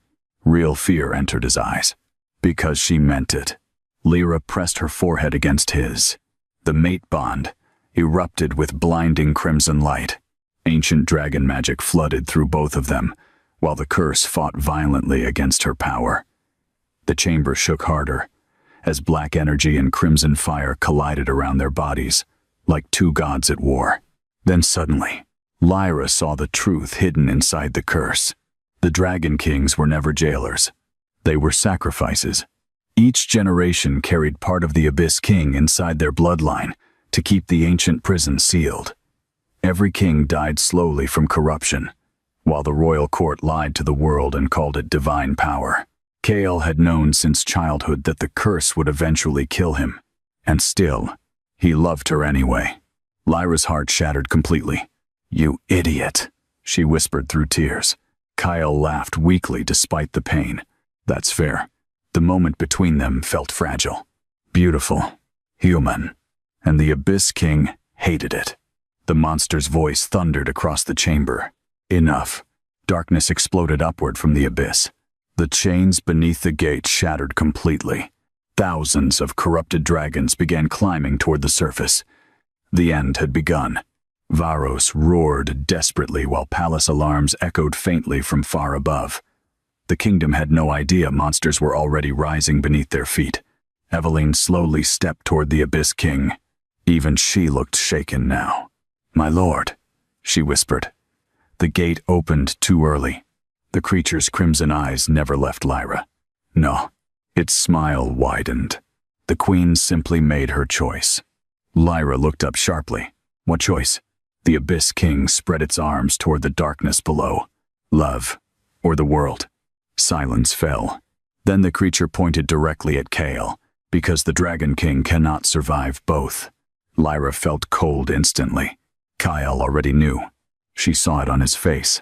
The bond, the curse, the prophecy. They could not exist together forever. Either the mate bond would destroy the prison, or the curse would eventually consume Kyle completely. And somewhere deep beneath the mountain, the abyss gate continued opening wider. The chamber shook so violently now that entire sections of the ceiling collapsed into the abyss below. Stone pillars cracked apart. Ancient dragon statues shattered across the floor. And still, the abyss gate continued opening. The corrupted dragons beneath the kingdom clawed upward through darkness and chains, while their roars echoed through every tunnel beneath Vareth, like the screams of ancient gods finally waking from nightmares. Kale forced himself to stand, despite the curse tearing through his body. Black corruption spread visibly across half his throat now, pulsing against the glowing crimson mate mark burning beneath his armor. He looked at Lyra with quiet devastation, because he finally understood the truth completely. There had never been a future where both of them survived. The prophecy was not punishment. It was balance. The Crimson Queen awakened life, powerful enough to challenge the abyss itself. The Dragon King carried death powerful enough to contain it. Together, they broke the world apart. Lyra saw the realization in his eyes immediately. No. Kale gently touched her face. His fingers trembled. Listen to me carefully. No. Lyra. We are not doing this. Her voice cracked with panic. For the first time since her awakening, Lyra looked less like a queen and more like the frightened girl abandoned in ashes years ago. And somehow that hurt Kyle even more, because he loved both versions of her. The servant girl and the monster fate wanted her to become. Another chain shattered below. A corrupted dragon burst upward from the abyss. The creature slammed into the chamber ceiling with a deafening roar. Black fire pouring from between skeletal jaws, while ancient chains dragged behind its body like broken wings. Varos attacked instantly. The two dragons collided in mid-air, with enough force to split stone apart. Kale grabbed Lyra's hand. "We don't have time." She pulled away angrily. "You're talking like you've already decided to die." Kyle remained silent, and that silence answered everything. Lyra backed away from him slowly. "No." The Abyss King watched them with visible fascination. "Such fragile creatures," it murmured. "You break your own hearts before fate ever touches you." Evelyn stood beside the creature now, but even she looked increasingly uneasy. The darkness pouring from the abyss had become unstable, spreading far beyond her control. "My lord," she whispered nervously, "the dragons are escaping the lower tunnels." "Good." The monster smiled. "Let kingdoms remember fear again." Above them, distant screams echoed faintly from the city. The corrupted dragons had reached the surface. Lyra heard bells ringing frantically across Verith. Fire, chaos, death, beginning. And suddenly she understood something horrible. This was no longer about prophecy. People were already dying. Kale stepped closer again, lowering his voice. "There may still be a way to stop this." Hope flickered instantly across her face. Then Kyle destroyed it. "But only one of us can close the gate." Lyra stared at him in horror. "No. The Crimson Queen's blood can reseal the abyss." I said no. Her magic exploded violently with her emotions. Crimson fire surged across the chamber, while the corrupted dragons below roared in response. The Abyss King watched her carefully now, almost lovingly, because rage strengthened her. Pain awakened her. Kyle grabbed her shoulders firmly. "Listen to me." Lyra's glowing eyes locked onto his. For one terrifying moment, Kyle saw the ancient queen hidden beneath her human grief. Not Lyra. Something older. Something born for war. Then she blinked, and the frightened girl returned. Tears spilled down her face. "I just found you again," she whispered brokenly. Those words nearly destroyed him. Kale pulled her into his arms instantly. The mate bond pulsed painfully between them as she buried her face against his chest. For a few fragile seconds, the world disappeared around them. No prophecy, no monsters, no kingdom. Only two broken people holding each other at the end of the world. Kale closed his eyes. If fate were kinder, maybe they could have lived quietly somewhere far from crowns and dragons. Maybe Lyra could have laughed more.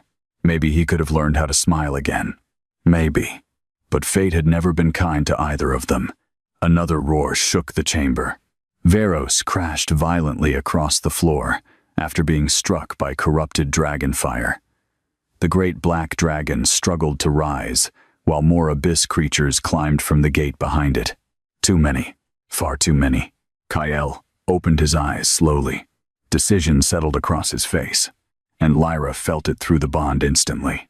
Fear slammed into her chest. "No." Kyle kissed her forehead softly.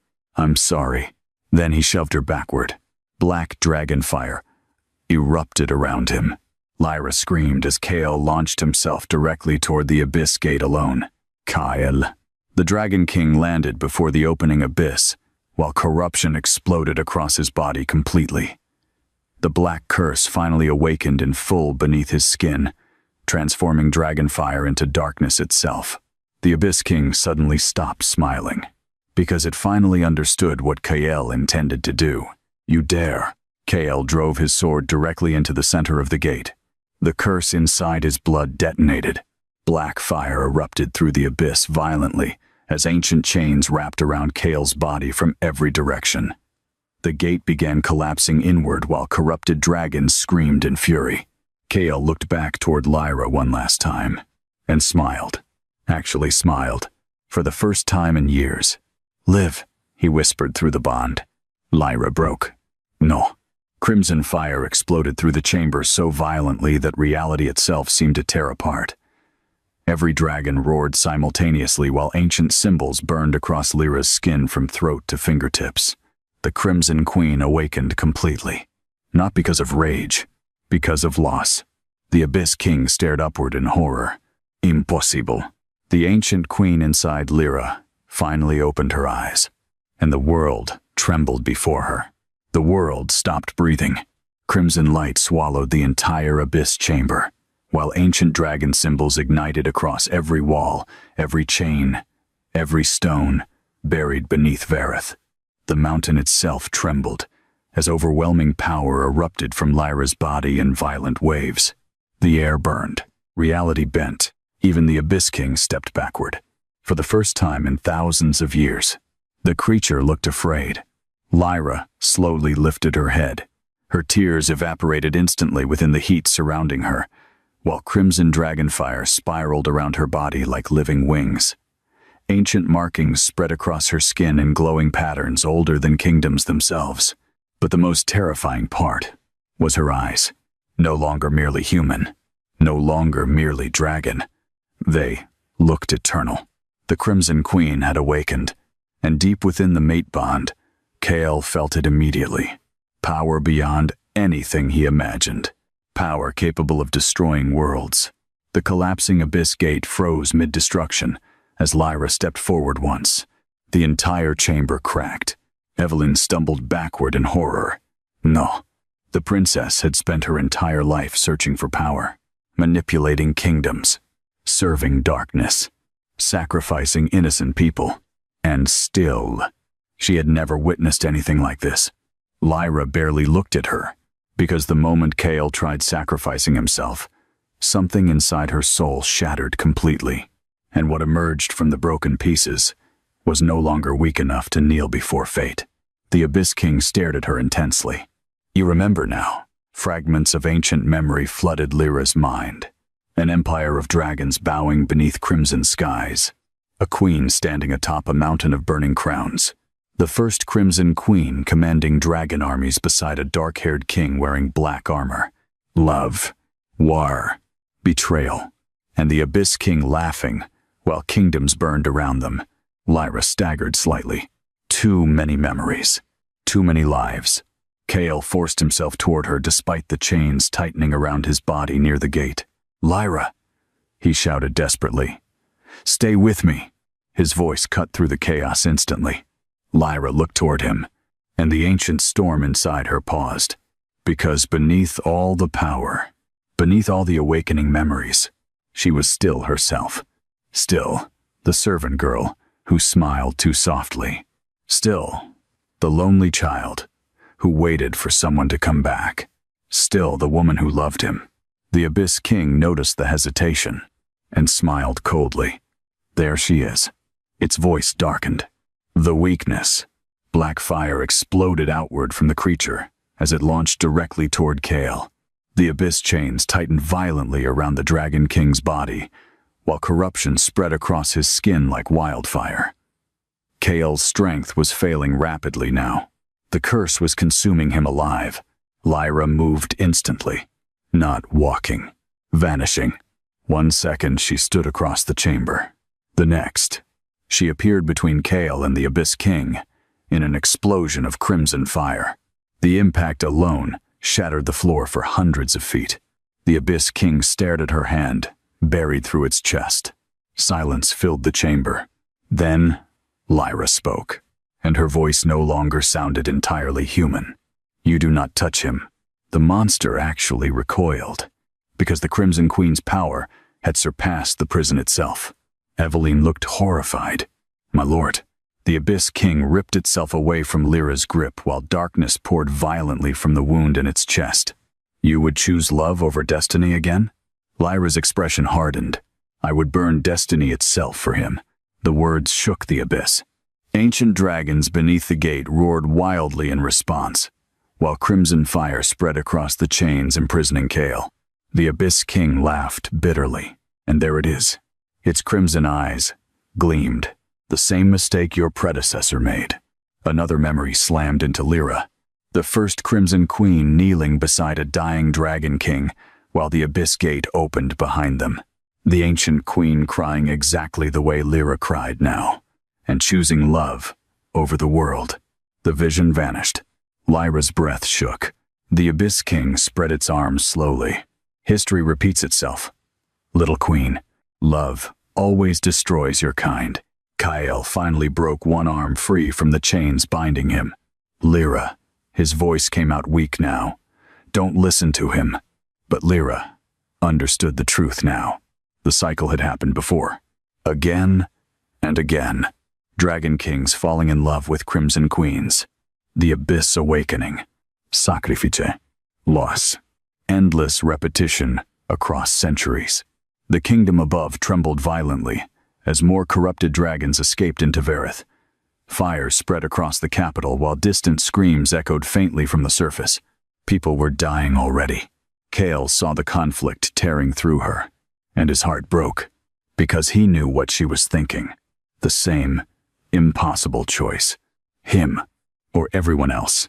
Kyle forced himself to stand, despite the chains and corruption destroying his body. Lyra, he whispered softly through the bond. She looked toward him immediately, and saw peace in his eyes. Not fear, not regret. Peace. I need you to listen carefully. Tears filled her eyes again. No. I spent 15 years trying to protect you from becoming this. He smiled weakly, but maybe I was wrong. The mate bond pulsed gently between them. Varm. Painful. Beautiful. Kyle's voice trembled softly. You were never meant to be feared. Lyra shook her head desperately. Please, stop talking. Like goodbye. Another chain wrapped around Kyle's chest. The abyss was pulling him deeper. He ignored it. Instead, he looked at her like she was the only thing in existence worth seeing. You gave me something no crown ever could.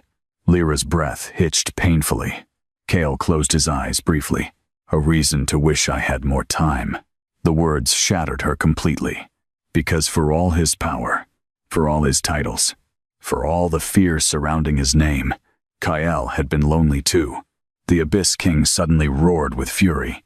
Darkness exploded upward as the gate destabilized violently. Enough! The chamber began collapsing entirely now. Stone crumbled. The abyss widened. Reality itself cracked around the Crimson Queen's awakening power. And somewhere above them, the bells of Verith suddenly stopped ringing. Silence fell across the kingdom. Then came screams. Thousands of screams at once. Lyra looked upward sharply. The corrupted dragons had reached the city. Fire rained from the sky above Verith. The moment the corrupted dragons reached the capital, the kingdom descended into nightmare. Black flames devoured towers in seconds while civilians fled screaming through collapsing streets. Royal soldiers fired enchanted ballistae toward the sky. But the corrupted beasts tore through them like paper. The age of dragons had returned, not as gods, as monsters. Far below the city, the abyss chamber continued collapsing around Lyra and Kale, while crimson fire and darkness tore reality apart. Lyra could hear the people dying above them, children crying, buildings falling, dragons roaring, and through the mate bond, she felt Kale hearing it too. Every scream crushed him, because despite everything, Verith was still his kingdom, his responsibility. Even now, even dying, Kale looked upward weakly. Ronan, he whispered. Lyra's heart twisted. Captain Ronan, the guards, the servants, so many already gone. The Abyss King spread its arms toward the chaos above with satisfaction. Look closely, Crimson Queen. This is the true nature of the world. More corrupted dragons burst from the abyss behind it, climbing toward the surface through shattered tunnels beneath the mountain. Kings create suffering. Kingdoms create cages. And love, the creature smiled darkly. Love only gives pain sharper teeth. Lyra's flames surged violently around her. Stop talking. The Abyss King tilted its head. You know, I speak truth. Another vision slammed into Lyra's mind. The first Crimson Queen standing beside the Abyss King willingly. Not chained. Not forced. Choosing darkness after watching humans massacre her people. Choosing destruction because the world betrayed her first. Lyra staggered. Because part of her understood. Part of her wanted to burn everything. The nobles who mocked her. The priests who hunted her. The kingdom that chained her to die. The Abyss King sensed it instantly. Yes, you feel it now. Crimson fire darkened around Lyra. More violent. More unstable. Kael's expression changed immediately. Fear. Not of her. Foya. Lyra, he said firmly. Look at me. She didn't move. The rage inside her felt endless. Beautiful. Powerful. The abyss whispered through her bloodline. Burn them. Burn. All of them. They deserve it. The Crimson Queen's ancient memories flooded deeper into her mind. Kingdoms betraying dragon witches generation after generation. Humans hunting dragons for power. Kings slaughtering innocent bloodlines out of fear. Pain across centuries. Enough pain to drown entire worlds. Lyra's eyes glowed brighter. The chamber trembled harder. The Abyss King smiled slowly. There she is. Kael suddenly shouted her name. Not as a king. Not commanding. Begging. Lyra. The sound cut through the darkness instantly. Lyra looked toward him and saw something that shattered the abyss whispering inside her. Kael was afraid. Not for himself. For her soul. Even chained. Even dying. Even while the kingdom burned above them. He still cared more about losing her than saving himself. The realization broke the darkness gripping her heart. Tears spilled down Lyra's face. I don't know how to stop this, she whispered. Kael's expression softened instantly. You already did. She shook her head helplessly. People are dying. Yes, his answer hurt. Because it was true. Kael forced himself closer despite the abyss chains tearing into his flesh. But if you let hatred decide who you become, his voice weakened painfully, then the abyss already won. Silence fell. Even the Abyss King watched carefully now. Lyra stared at Kael through tears and fire. The Dragon King, who had every reason to become cruel, but never fully did. The man who carried guilt like chains around his own soul for 15 years. The king who watched her suffer, because he thought distance would save her life. Broken, flawed, lonely, yet still trying to protect the world. Even after the world failed both of them. Lyra slowly realized something. The abyss was wrong. Love did not destroy them. Fear did. Fear made kings slaughter witches. Fear made Kael abandon her. Fear made kingdoms become monsters. But love was the only reason she still wanted to save anyone at all. The Crimson Queen's fire shifted instantly. The darkness inside it disappeared. Pure crimson light exploded through the chamber. The Abyss King's smile vanished. No. Lyra rose slowly into the air, while dragonfire spiraled around her like wings made from stars themselves. And this time, the power felt different. Not rage. Choice. She looked directly at the Abyss King. You were right. About one thing. The creature narrowed its crimson eyes. Lyra's voice thundered through the collapsing abyss. The world is cruel. The kingdom above shook violently as crimson light burst through cracks in the mountain. But I refused to become cruel with it. The Abyss King roared in fury. Darkness exploded upward toward her. Lyra answered with dragon fire, powerful enough to split the abyss apart. The collision shook the entire continent. Above them, every dragon in Vareth suddenly froze mid-flight. Citizens looked upward in shock as crimson light pierced the clouds like dawn itself. And for the first time in centuries, the dragons bowed, not to a king, to their queen. Far below the kingdom, Kael watched Lyra rise above the abyss like a living god of fire. Beautiful, terrifying, and heartbreakingly good despite everything done to her. The mate bond pulsed weakly between them.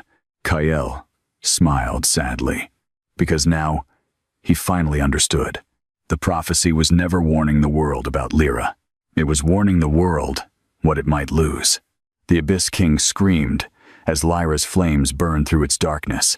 But even while fighting, Lyra looked back toward Kael and saw the chains pulling him slowly toward the collapsing gate. His sacrifice was still happening. Time was running out. No. The word escaped Lyra like a vow. The moment she saw the abyss chains dragging Kael closer toward the collapsing gate, panic ripped through her chest stronger than any ancient power. Everything else disappeared.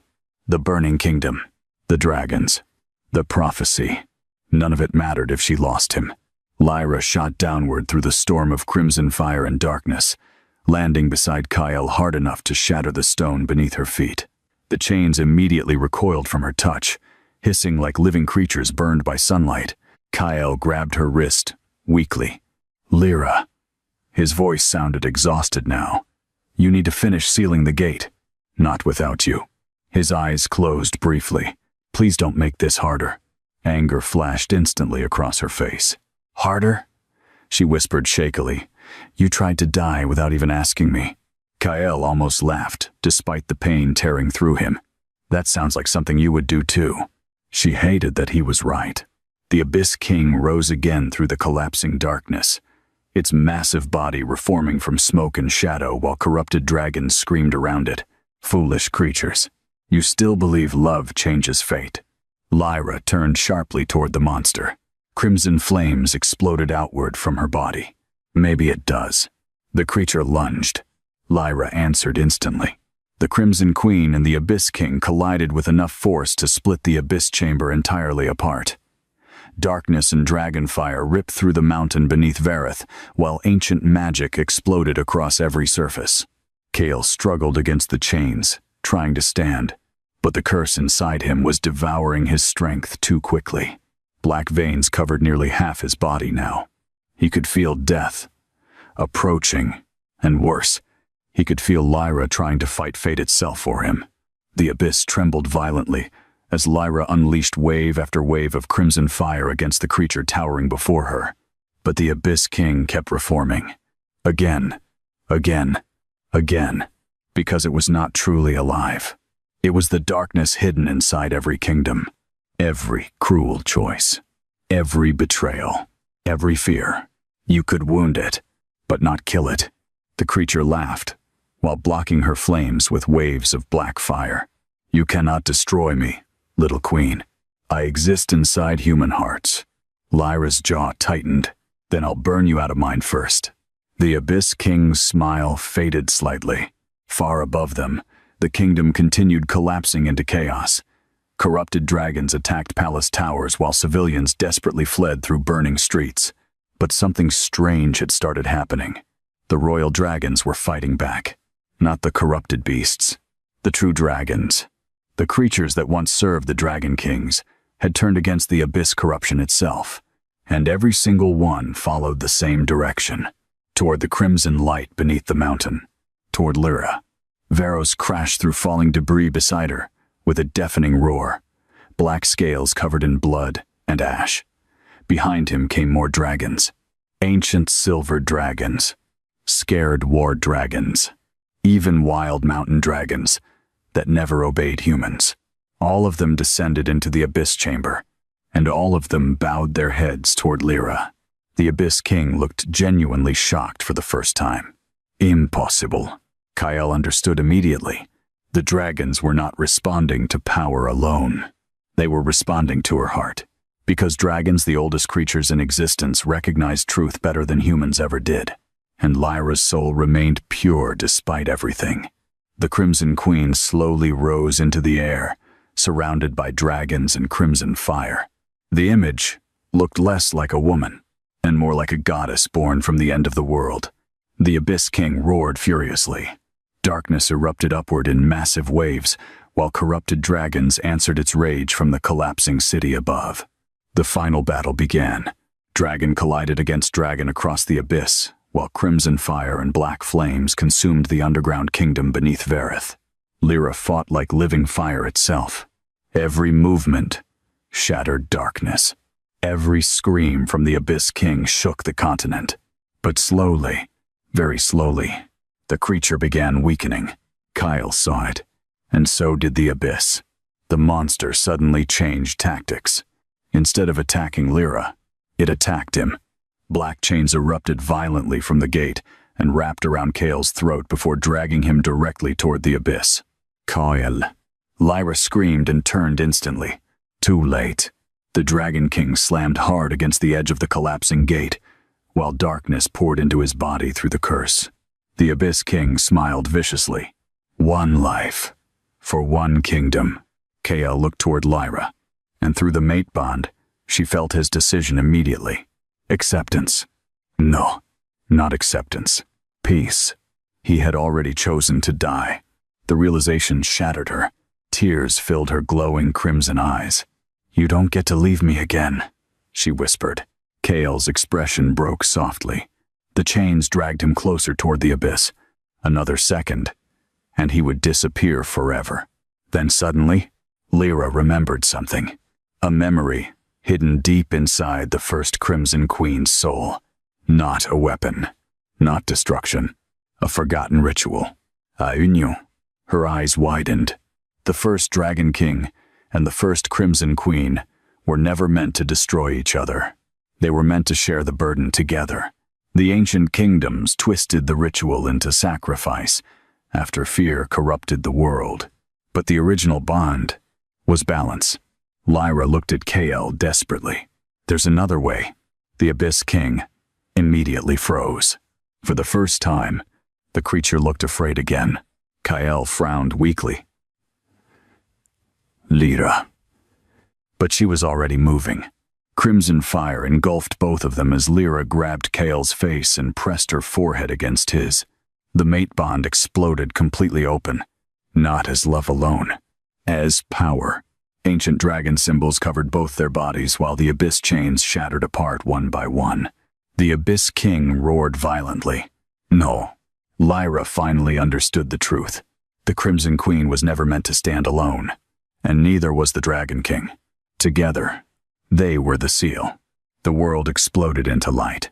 Crimson fire and black dragon flames spiraled together around Lyra and Kael as the mate bond opened completely for the first time in history. Ancient symbols burned across their skin, while every dragon in the Abyss Chamber roared loud enough to shake the heavens above Vareth. The Abyss King screamed, not in anger, in fear, because the creature finally understood what the ancient kingdoms had hidden for centuries. The Dragon Kings and Crimson Queens were never supposed to sacrifice each other. They were supposed to stand together. The old world corrupted the ritual because humans feared balance they could not control. So generation after generation, kings died alone, queens burned alone, and the abyss kept growing stronger from their suffering. But Lyra had broken the cycle. Kael gasped sharply as the mate bond flooded through him completely. Warmth, light, Hea. The corruption inside his body recoiled violently beneath the overwhelming force of their joined power. Black veins cracked apart across his skin, while crimson fire wrapped around the curse like chains forged from sunlight. Lyra held his face tightly. "Stay with me."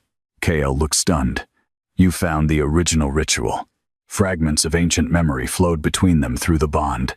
The first Dragon King and Crimson Queen standing side by side before the Abyss Gate, not sacrificing themselves, sharing the burden together equally. Love not as weakness, as balance. The Abyss could not consume one soul completely if two souls carried the seal as one. The realization changed everything. The Abyss King roared furiously as darkness exploded across the chamber. You cannot stop what humanity always becomes. Corrupted dragons dove toward them from every direction, but the true dragons answered instantly. Varos slammed into the nearest corrupted beast, while silver and black dragons filled the abyss skies with fire and blood. The chamber became war itself. Kael slowly rose beside Lyra. The curse still burned inside him, but now, crimson light burned with it, balancing it, containing it. For the first time in years, the Dragon King could breathe without pain. He looked at Lyra in stunned disbelief. She smiled weakly through tears. "Told you I wasn't letting you die." The softness in her voice nearly broke him. Even now, even during the end of the world, she still sounded like the lonely servant girl who secretly believed everyone deserved saving. Kael touched her cheek gently. "You were always stronger than me." Lyra shook her head immediately. "No." Her crimson eyes softened painfully. "I was just less afraid to love people." Those words hit him harder than any blade. Because she was right. Fear ruled his entire life. Fear of prophecy. Fear of loss. Fear of becoming a monster. And that fear almost destroyed both of them. The Abyss King suddenly tore through the dragon battle above and crashed down before them in an eruption of darkness. Its massive body had become unstable now, flickering between shadow and skeletal dragon form, while crimson cracks spread across its chest. The creature was weakening, but so was the world around it. The abyss chamber continued, collapsing violently, while the gate beneath them tore reality apart wider with every passing second. If they failed now, everything would disappear into darkness. The Abyss King looked at Lyra with something almost like sorrow. You still believe they deserve saving? Lyra stood tall beside Kael, while dragons roared behind them. No, she answered honestly. Some of them don't. The creature narrowed its eyes. Lyra's voice hardened. But innocent people shouldn't suffer, because powerful people became monsters. Silence followed. Then the Abyss King laughed quietly. Not mockingly. Sadly. You sound exactly like her. The first Crimson Queen.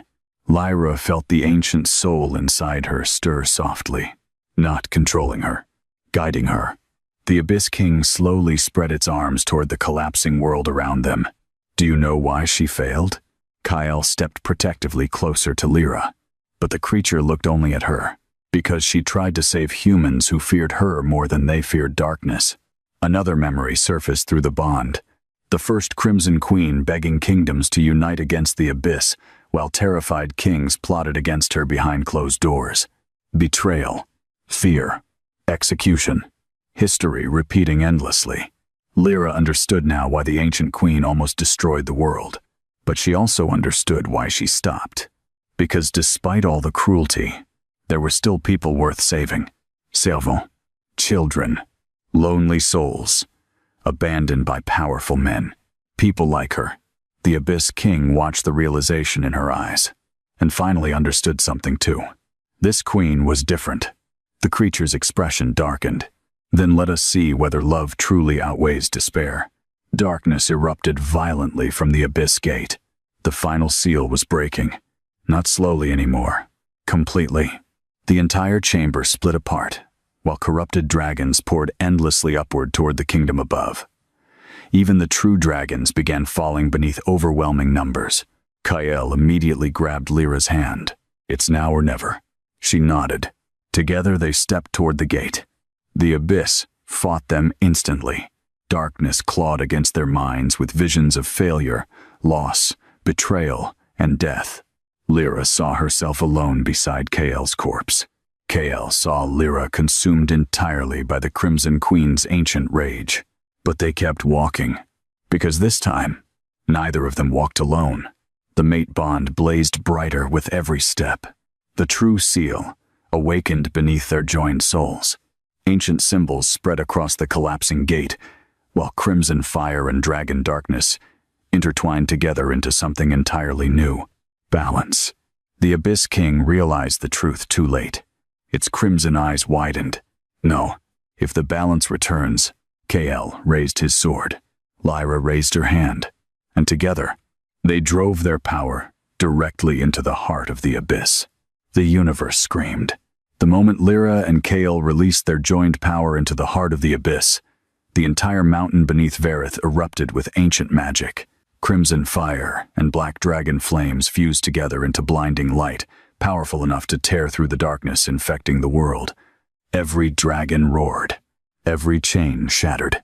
And for the first time in thousands of years, the Abyss King looked truly afraid. The creature staggered backward as balance flooded through the gate itself. Ancient symbols spread across its body like burning cracks, while darkness peeled away from its form in violent waves. Impossible, it whispered. But Lyra finally understood. The abyss was never unstoppable. It only survived because humanity kept feeding it fear. Fear of differences, fear of power, fear of love. The old kingdoms feared the Crimson Queens. The Dragon Kings feared losing them, and that fear created the very darkness that nearly destroyed the world. Kael gripped Lyra's hand tighter as the mate bond burned between them like a second heartbeat. Not consuming, not controlling, balancing. The curse inside his blood no longer fought against her power. It bowed to it. The abyss chamber collapsed violently around them, while dragons battled overhead through storms of fire and ash. The Abyss King roared in fury and unleashed a massive wave of darkness toward the surface kingdom above. "If I fall," the creature thundered, "then the world falls with me." Black fire surged upward through the mountain, toward the city, toward innocent people, still fleeing through burning streets. Lyra moved instantly. She spread her crimson wings wide while dragon fire exploded from her body into the sky above Verith. The entire kingdom disappeared beneath a massive shield of crimson light, just as the abyss flames crashed into it. The impact shook the continent. Windows shattered for miles. Mountains trembled, but the shield held. Below the glowing barrier, thousands of terrified citizens stared upward in shock, because standing above the burning kingdom was the Crimson Queen herself, not destroying them, protecting them. A little girl standing beside the ruins of a collapsed home whispered softly, "The Dragon Queen saved us." Across the city, dragons landed atop towers and streets beside frightened civilians instead of attacking them. Ancient beasts lowered their heads while crimson fire illuminated the sky like dawn breaking after endless night. Hope spread through Verith for the first time in years, and the Abyss King hated it. The creature screamed with rage as its body began breaking apart beneath the restored balance sealing the gate. "You think they will love you now?" it roared at Lyra. "Humans always betray what they fear." Lyra looked down toward the kingdom beneath her shield, the same kingdom that mocked her, hunted her, burned her. Then she looked beside herself, at Kael, at Varosh, at the dragons, fighting to protect people, at servants pulling strangers from burning buildings despite the danger.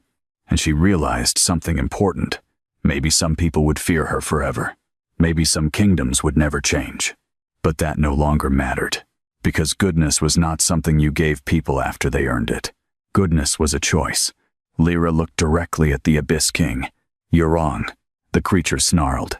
Lyra's voice thundered across the abyss. "People become monsters when they stop believing they can be better." The mate bond ignited brighter between her and Kael. The true seal completed itself. Ancient chains made of crimson light erupted from the abyss and wrapped around the Abyss King from every direction. The creature fought violently. Darkness exploded. Dragons screamed. The world shook. But the chains held. For the first time in history, the abyss was not being imprisoned through sacrifice. It was being balanced through unity. The Abyss King realized defeat at last, and suddenly, its fury vanished. The creature looked strangely tired, ancien, lonely. Its crimson eyes shifted between Lyra and Kael quietly. So this is what they were meant to become. Kael tightened his grip on Lyra's hand. The Abyss King slowly closed its eyes, and for one brief moment, the monster looked less like a god of darkness, and more like something abandoned by the world long ago. Then, the seal closed. Crimson light consumed the abyss entirely. The creature vanished beneath ancient chains while the gate collapsed inward, sealing the darkness deep beneath the continent once more. Silence followed. No screams, no roars, only falling ash drifting softly through the ruined chamber. The war was over. Lyra's knees suddenly gave out. Kael caught her immediately. Hey, stay with me." The overwhelming magic faded from her body rapidly now, leaving exhaustion behind. Her crimson wings dissolved into sparks, while the ancient queen's power settled quietly beneath her skin again. Not gone.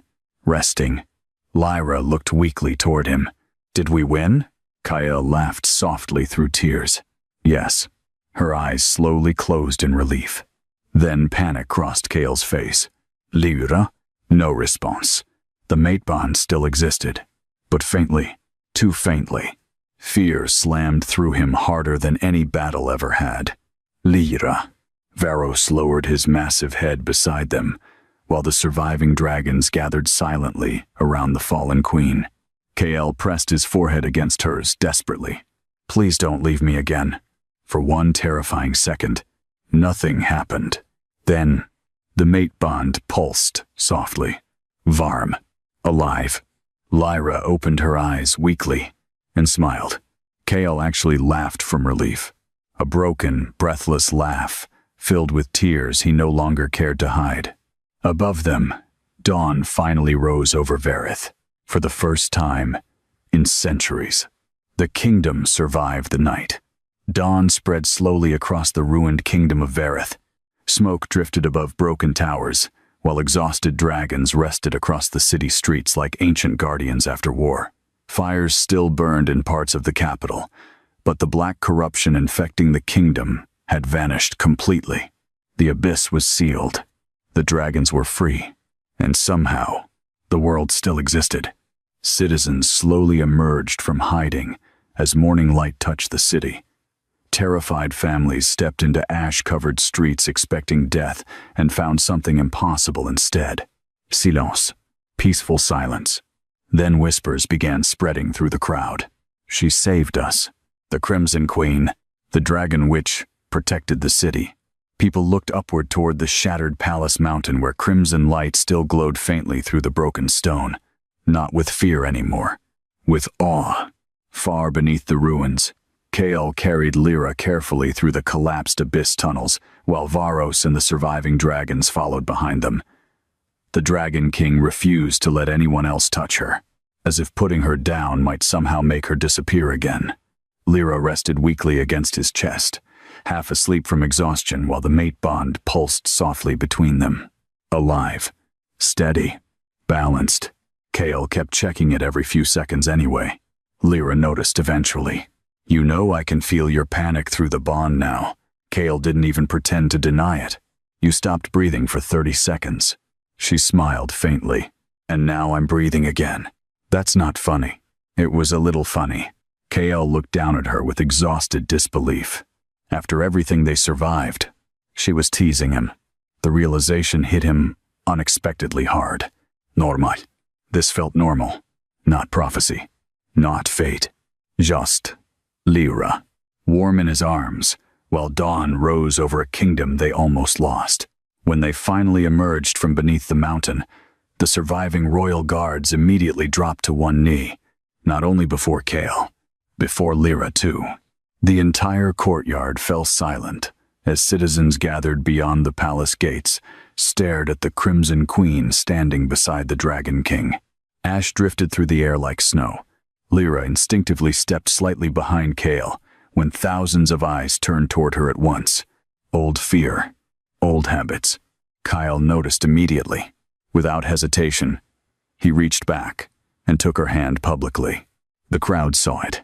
The glowing mate marks intertwined across their skin. A murmur spread instantly through the kingdom. Some looked uncertain, some afraid, some emotional, but no one looked away. Kale slowly stepped forward before the ruined palace stairs with Lyra beside him. And then, the Dragon King knelt. The entire kingdom gasped. Royal guards looked stunned. Even Lyra froze completely. Kale knelt before her openly, in the ashes of Verith, while morning light illuminated the destroyed city behind them. Not as a ruler forced by magic. Not because prophecy demanded it. Because he chose to.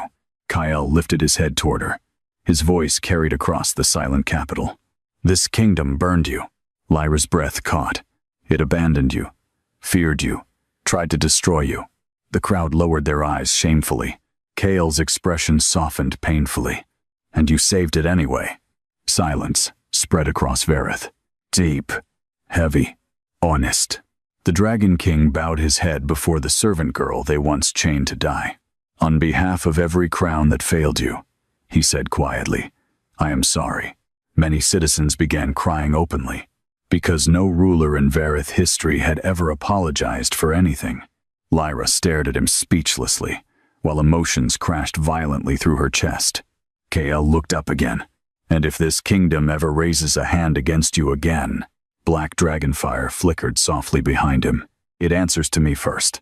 The dragons surrounding the city roared together. The message was clear. The Crimson Queen stood protected not only by the Dragon King, but by dragons themselves. Lyra's eyes filled with tears, not because of fear, because for the first time in her life, someone chose her publicly. No shame, no secrecy, no hesitation. Kael slowly stood before her again. The mate bond glowed warmly between them, while the entire kingdom watched. Then, unexpectedly, an elderly woman stepped forward from the crowd. A servant, one of the palace laundry workers. Lyra recognized her instantly. The woman bowed deeply with trembling hands. "Thank you," she whispered tearfully. Another person stepped forward. Then another. Soon dozens of citizens bowed throughout the ruined courtyard. Not worship. Gratitude. Lyra looked overwhelmed. Kael leaned closer quietly. "You don't have to forgive them today." She swallowed hard. "I know." And for once, no one demanded she become something smaller to make others comfortable. The surviving council members approached carefully through the crowd next. Unlike before, their expensive robes were covered in ash and fear. Lord Herrick, the oldest noble remaining alive, bowed stiffly. "Your Majesty," he said toward Kael, "the kingdom requires leadership immediately. The Western territories are already demanding answers regarding the witch." Kael's expression turned lethal instantly. "The Queen." The noble froze. Kael stepped forward coldly. "You will address her properly." The man swallowed hard. "My apologies." Lyra touched Kael's arm gently before the situation escalated further. The Dragon King looked at her immediately, anger fading slightly. She gave a tiny shake of her head. "Not now." Kael exhaled slowly, then addressed the gathered nobles with terrifying calm. "The old laws regarding dragon witches are abolished, effective immediately." Shock spread through the council. Kael continued mercilessly. "The priesthood is dissolved. The Western bloodhouses will be investigated for crimes against the crown. And any noble who supported the purges will answer publicly for it." Several nobles went pale instantly. The age of fear ruling Vareth had ended overnight, and they knew it. Suddenly, Lyra swayed slightly. Kael caught her immediately. "You need rest." She tried to protest weakly. There are still people hurt, and healers exist for a reason. Despite everything, she laughed softly. Kael looked offended. "You nearly became a divine fire dragon 3 hours ago." "That's fair." The small smile that crossed Kael's face stunned the nearby guards more than the dragon war itself. Because the Dragon King finally looked alive. Varos lowered himself beside them while the surviving dragons gathered across the palace ruins under the rising sun. Lyra looked toward the city quietly. "So what happens now?" Kael followed her gaze. Vareth was wounded, broken, changed forever, but still standing. Then he looked back at her, and his answer came without hesitation. "Whatever comes next." His fingers intertwined gently with hers. "We face it together." The mate bond pulsed warmly.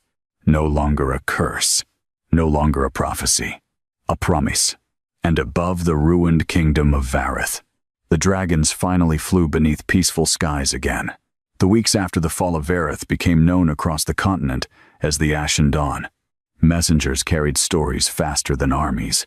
Stories about dragons covering the skies, about the abyss opening beneath the capital, about a servant girl transforming into the Crimson Queen and saving the kingdom that tried to burn her alive. Some kingdoms called it a miracle. Others called it a warning. And many rulers became terrified, because for the first time in centuries, the Dragon Kingdom no longer belonged entirely to kings. It belonged to her too. Lyra hated politics immediately. 3 days after the battle, she nearly walked out of the royal council chamber after listening to nobles argue for an hour about grain taxes while half the capital still smelled like smoke. "They're discussing numbers while people are sleeping in ruins," she whispered furiously to Kael. The Dragon King, seated beside her at the massive black council table, looked completely unsurprised. "Yes, that's insane." "Yes." Lyra stared at him. "You sound too calm about this." Kael leaned back slightly in his chair. "I spent my childhood trapped in these meetings." His voice lowered dryly. "At one point I hoped assassins would attack just to make things interesting." Lyra nearly laughed despite herself.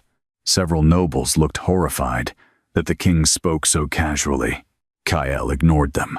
Lord Herrick cleared his throat nervously. "Your Majesties." regarding the northern rebuilding efforts. Approved, Lyra answered immediately. The council blinked. One noble hesitated. But the treasury calculations. People need homes before calculations, she replied. Silence spread around the chamber, because that answer should have sounded naive. Instead, it sounded obvious. Kael hid the faintest trace of a smile beside her. The old council hated how quickly she changed the kingdom.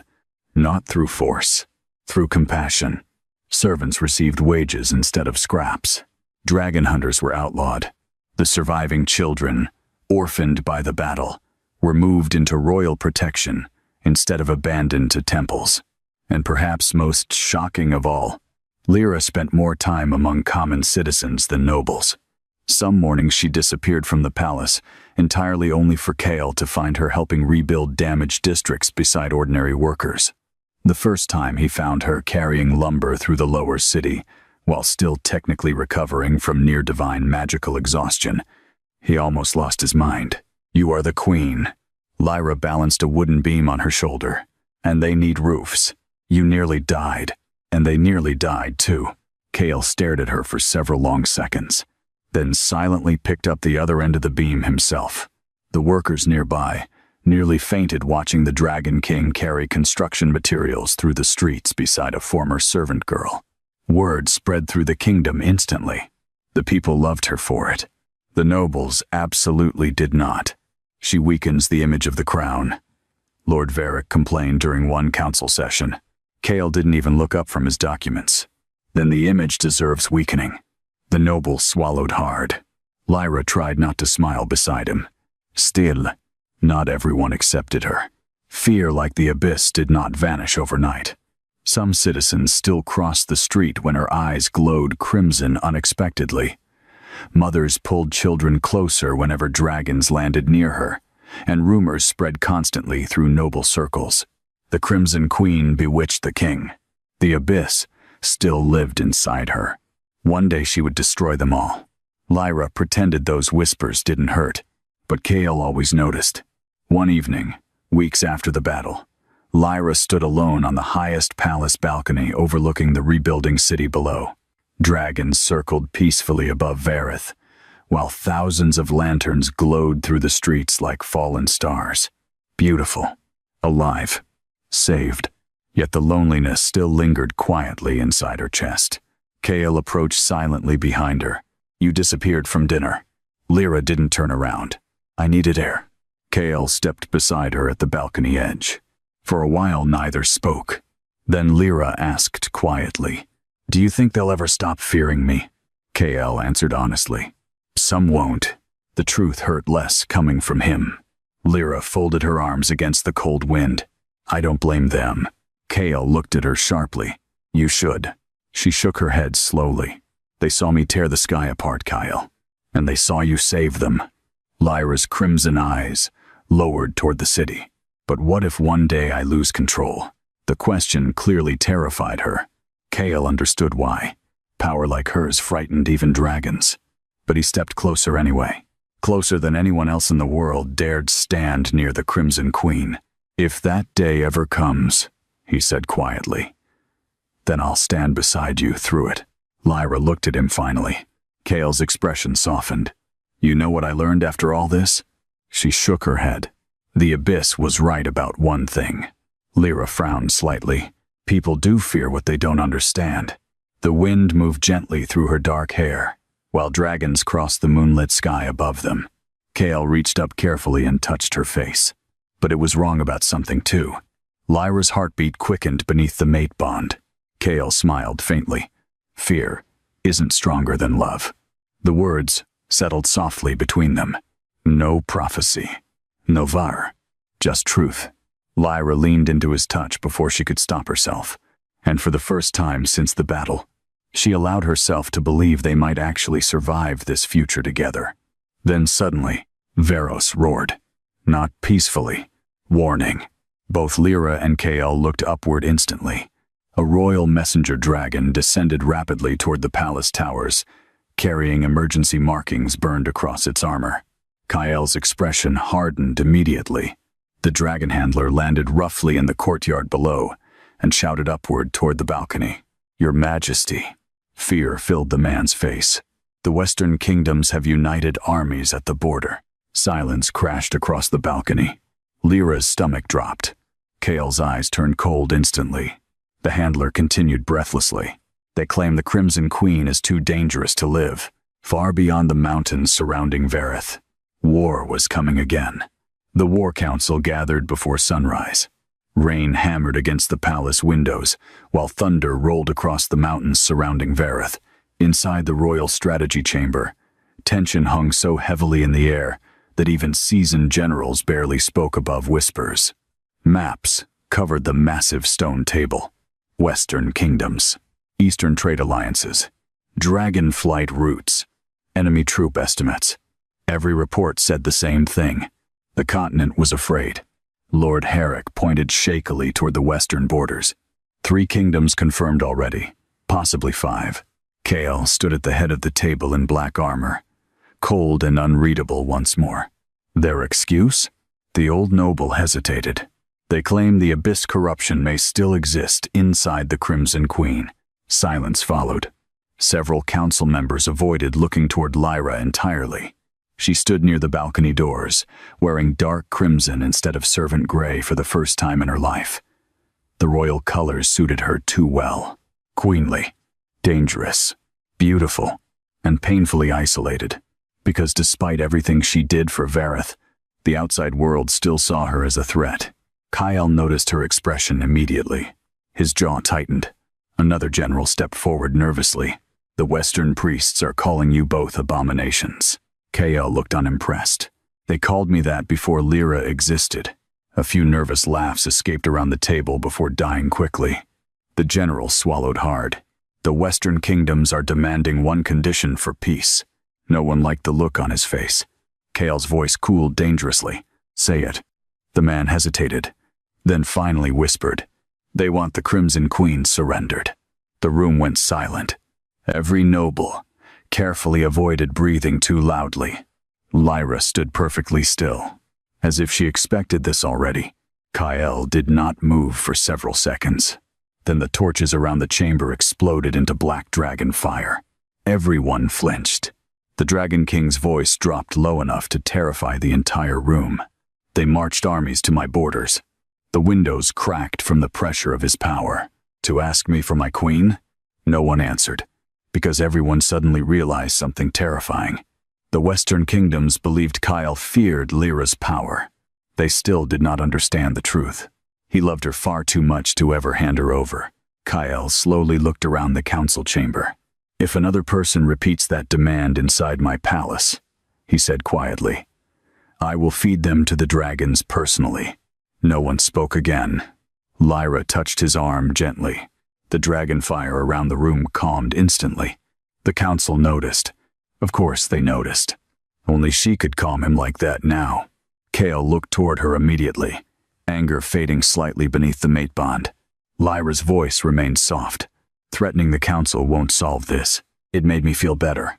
A few nobles looked genuinely alarmed that the king admitted that openly. Lyra almost smiled despite herself. Then the chamber doors burst open. Captain Elias hurried inside, covered in rain and mud from the outer watchtowers.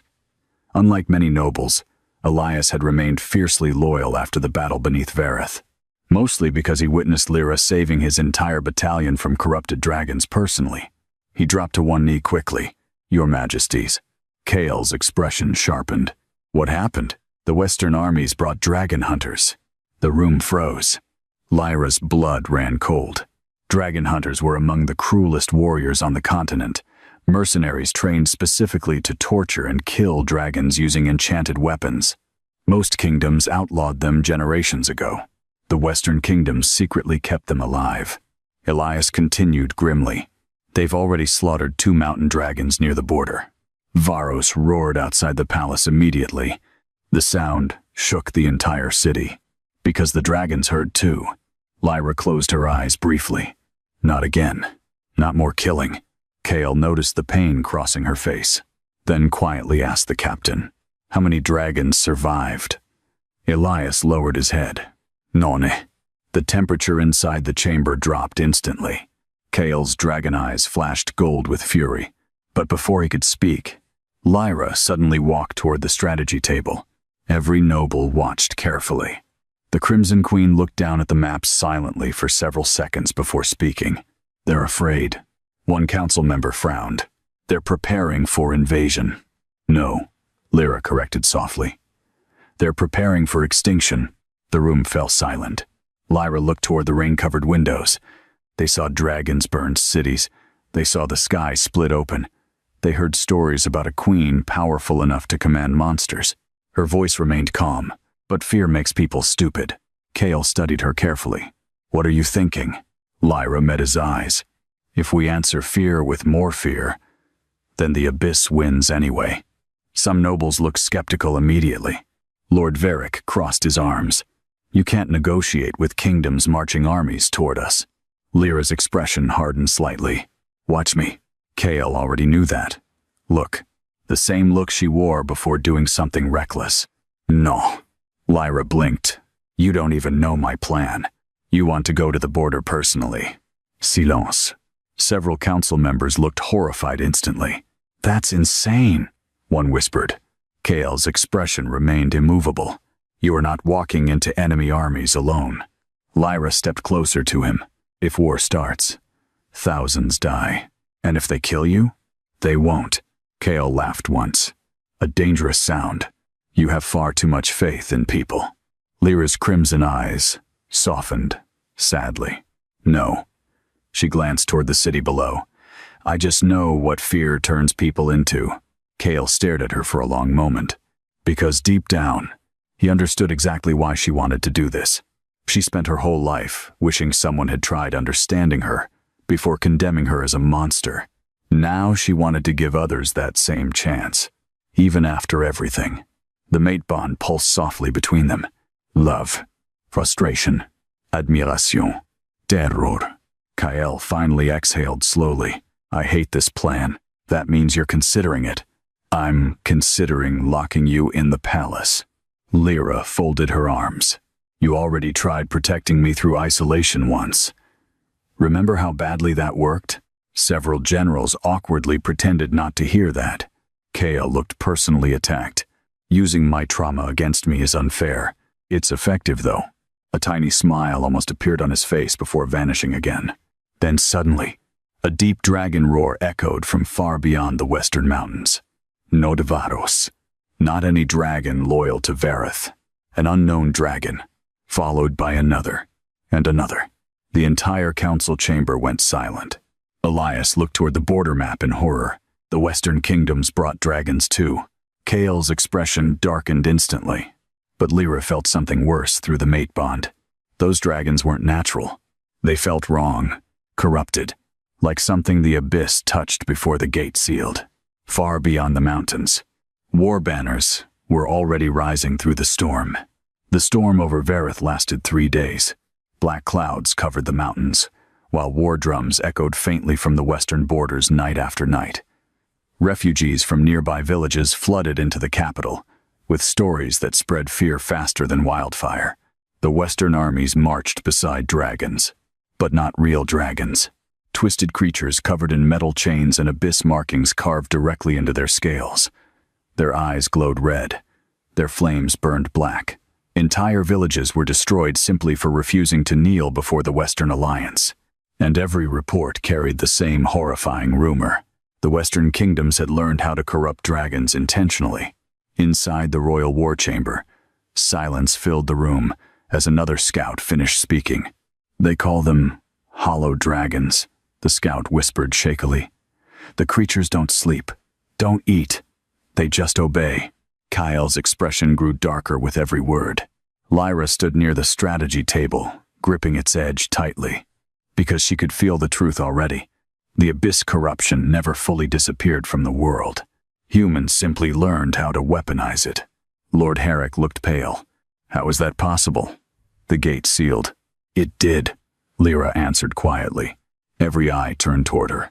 She looked exhausted. For 3 nights she barely slept, because the surviving dragons across Vareth kept crying through the mate bond. They felt their corrupted kin dying at the borders, and every death hurt them. The abyss itself is imprisoned," Lyra explained softly. "But the fear and cruelty feeding it still exist." Kael watched her carefully. The shadows beneath her eyes had deepened noticeably lately. She was carrying too much again. Just like always. A young messenger rushed into the chamber suddenly. "Your Majesties." The boy dropped to one knee breathlessly. The Western Alliance sent envoys. The council exploded into whispers instantly. Kael remained cold. "How many?" "5 riders, waiting outside the southern gate." Lord Varric scoffed bitterly. "They want negotiations while marching armies toward us?" "No," Kael said quietly. "They want surrender." His eyes shifted toward Lyra instinctively. The room noticed. Again, always her. Lyra slowly straightened. "I'll meet them," Kael immediately answered. "No." Several council members looked relieved he refused so quickly. Lyra crossed her arms. "You already knew I was going to say that, and I already knew my answer." The mate bond pulsed with irritation between them. One noble awkwardly cleared his throat. "Should we leave?" "No," Kael and Lyra answered together. Silence. Then, "Lyra, we can't keep hiding behind palace walls." Kael stepped closer to her. "I am not hiding you. You're trying to protect me." "Yes." Her crimson eyes softened painfully. "You can't protect me from being who I am." Those words hit too close to old wounds. Kael looked away briefly. Because years ago, that was exactly what he tried to do. And it destroyed both of them. Lyra stepped closer carefully. "This isn't the same." Kael met her gaze again. "It feels exactly the same." For a second, neither of them spoke. The council watched silently as the king and queen stood surrounded by unspoken fear and love strong enough to ruin kingdoms. Then Lyra reached for his hand. Not formally, not politically, gently. The tension in Kael's body eased immediately beneath her touch. "I'm not asking to walk into danger alone," she said softly. Kael's jaw tightened. That sounds suspiciously close to asking exactly that. Despite everything, Lyra smiled faintly, and Kael realized with painful clarity that he would rather fight entire armies than see that smile disappear again. The Dragon King exhaled slowly. "I hate how much power you have over me." "Good," Lyra whispered. "Now imagine how I feel." That finally earned the smallest hint of a laugh from him. The council looked stunned. Most had never heard the Dragon King laugh at all. Then Kael became serious again. "We meet the envoys together." Several nobles immediately protested. "Your Majesty, it could be a trap. The queen should not." Kael's dragon eyes flashed gold. The chamber fell silent, instantly. "She decides where she stands," he said coldly. "Not you." Lyra's chest tightened painfully at the words. "Because once upon a time, no one allowed her choices at all." An hour later, the southern gates of Vareth opened beneath heavy rain. Citizens gathered nervously along the walls while dragons perched across palace towers overhead, watching the approaching envoys with open hostility. 5 riders emerged from the storm wearing silver armor, marked with Western royal crests. And behind them, 3 hollow dragons walked slowly through the rain. The creatures looked horrifying up close. Their scales were cracked black instead of natural color.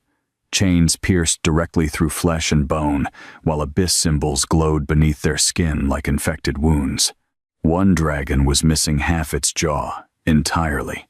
Yet it still moved, still obeyed. Lyra felt sick, instantly. Those weren't dragons anymore. They were corpses forced to keep fighting. Varos growled low beside her. Every true dragon in Vareth reacted with visible rage and grief toward the corrupted beasts.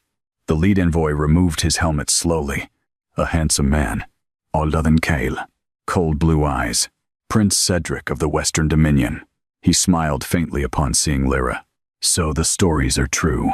Kael stepped slightly in front of her immediately. Cedric noticed and smirked. "The Dragon King guards his witch carefully." Black dragon fire flickered around Kael's hands instantly. Lyra touched his arm before he incinerated the envoy in front of everyone. Cedric looked amused by that too. Then, his gaze shifted fully toward Lyra. I expected a monster. Lyra stared at him calmly. You brought monsters with you instead. One of the hollow dragons suddenly jerked violently against its chains, as if reacting to her voice. Its corrupted red eyes locked onto Lyra. Then, something impossible happened. The dragon whimpered, softly, like an injured animal begging for help. Everyone froze. Lyra's heart broke instantly, because beneath the corruption, the dragon was still alive. Barely. She took one unconscious step toward it. Kale grabbed her wrist immediately. Lyra. Warning. Fear. The hollow dragon whimpered again, chains rattling painfully around its broken body. And through the mate bond connecting all dragonkind, Lyra suddenly heard the creature's thoughts. Not words. Pain. Endless, unbearable pain. Tears filled her eyes immediately. Cedric noticed with fascination. Interesting. Kale's voice dropped dangerously. What did you do to them? Cedric's smile widened. We perfected them. The hollow dragon suddenly screamed. Not aggressively, agonizingly. Black blood burst from the chains embedded in its body, while abyss symbols spread violently beneath its scales. Lyra staggered, because she felt its suffering like her own. And then, the dragon looked directly at her, begging, "Kill me." The hollow dragon collapsed, screaming into the mud. Its massive body convulsed violently, while black blood poured from the chains, piercing its scales. Soldiers stumbled backward in panic, as abyss corruption spread visibly beneath the creature's cracked skin like living poison. But Lyra couldn't move, because through the dragon bond, she felt everything. The agony, the terror, the desperate fragments of the creature, still trapped alive inside its own body. The dragon wasn't merely corrupted. It was imprisoned, forced to obey while the abyss slowly devoured its mind. Tears burned down Lyra's face. Instantly, Kale saw her shaking and stepped protectively closer. "Stop looking at it. I can hear him," she whispered brokenly. The hollow dragon lifted its ruined head weakly toward her. Its glowing red eyes flickered for one brief second. Gold. A true dragon's eyes hidden beneath the corruption. Then the abyss darkness swallowed them again. Cedric watched the scene with disturbing fascination. "Incredible," he murmured. "It recognizes you." Kale's dragon fire exploded around his hands. "You turned living dragons into weapons." Cedric looked unimpressed. "We improved them." The hollow dragon screamed again. This time, the sound shattered windows along the city wall. Citizens watching from above covered their ears in horror, while Varos roared furiously beside Lyra. The true dragons surrounding Vareth were becoming unstable now. Angry, grieving, ready to kill. Lyra suddenly stepped forward. Kale grabbed her arm instantly. "No." She looked at him desperately. "He's suffering, and you don't know what that corruption will do to you." The hollow dragon collapsed harder into the mud, chains grinding through broken scales as it writhed in pain. "Please." The plea echoed through Lyra's soul. Not words. Feeling. Desperation so deep, it nearly crushed her. Cedric smiled slowly. So the stories were true after all. His eyes gleamed toward Lyra. "The Crimson Queen really can hear dragons." Kyle moved between them immediately. "Careful." The prince laughed softly. "Oh, I'm being very careful." Rain hammered harder across the city walls while the Western envoys watched with growing tension. Even they looked uneasy standing near the hollow dragons now, because the creatures were becoming harder to control. Lyra slowly pulled free from Kyle's grip. "Trust me." Kael looked almost angry at those words. "Do you remember the last time you said that?" Fair point. Despite the situation, the answer nearly made him laugh from disbelief. Only Lyra could joke while standing beside corrupted nightmare dragons and enemy armies. Then her expression softened. "Please." The mate bond pulsed between them. Fear, love, trust. Kale closed his eyes briefly, then stepped aside. The Western envoys looked shocked. Cedric's smile sharpened. "You would really let her approach one of those things?" Kyle's dragon eyes locked onto him coldly. "No." His voice lowered dangerously. "I would let her approach anything she chooses." Lyra walked slowly toward the suffering dragon through the rain. Every soldier along the walls held their breath. The hollow dragon lifted its ruined head weakly as she approached. Up close, the damage looked even worse. Its scales had been carved open repeatedly to force abyss symbols beneath the flesh. Metal hooks pierced through bone. Entire sections of its wings were stitched together with black chains. Lyra's chest hurt just looking at it. Someone did this deliberately. For power. For war. The dragon whimpered again as she stopped before it. And suddenly, a memory hit her. Not hers. The dragon's. Flying freely above snowy mountains.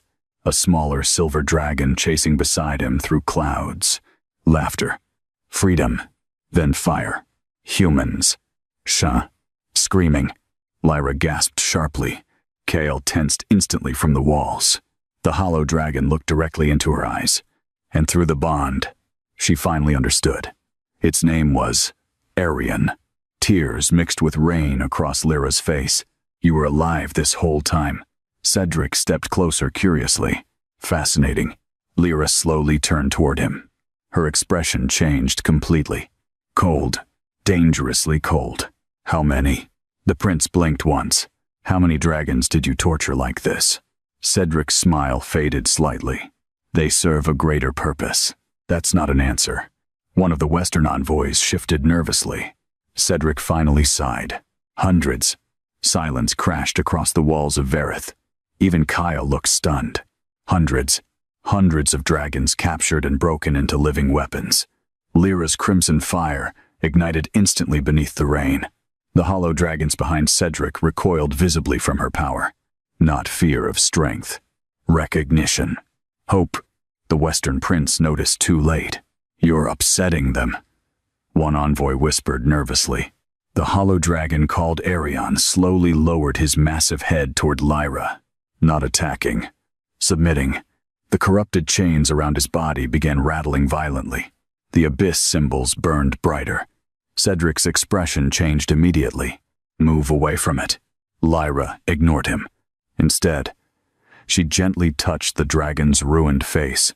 The moment her hand met corrupted scales, crimson light exploded through the storm. The hollow dragon screamed, but this time, not in agony.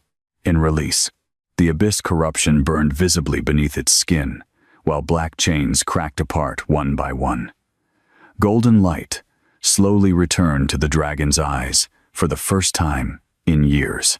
The Western envoys panicked instantly. She's purifying it. Cedric drew his sword. Stop her. Every dragon above Verith roared together. Kyle moved before anyone else.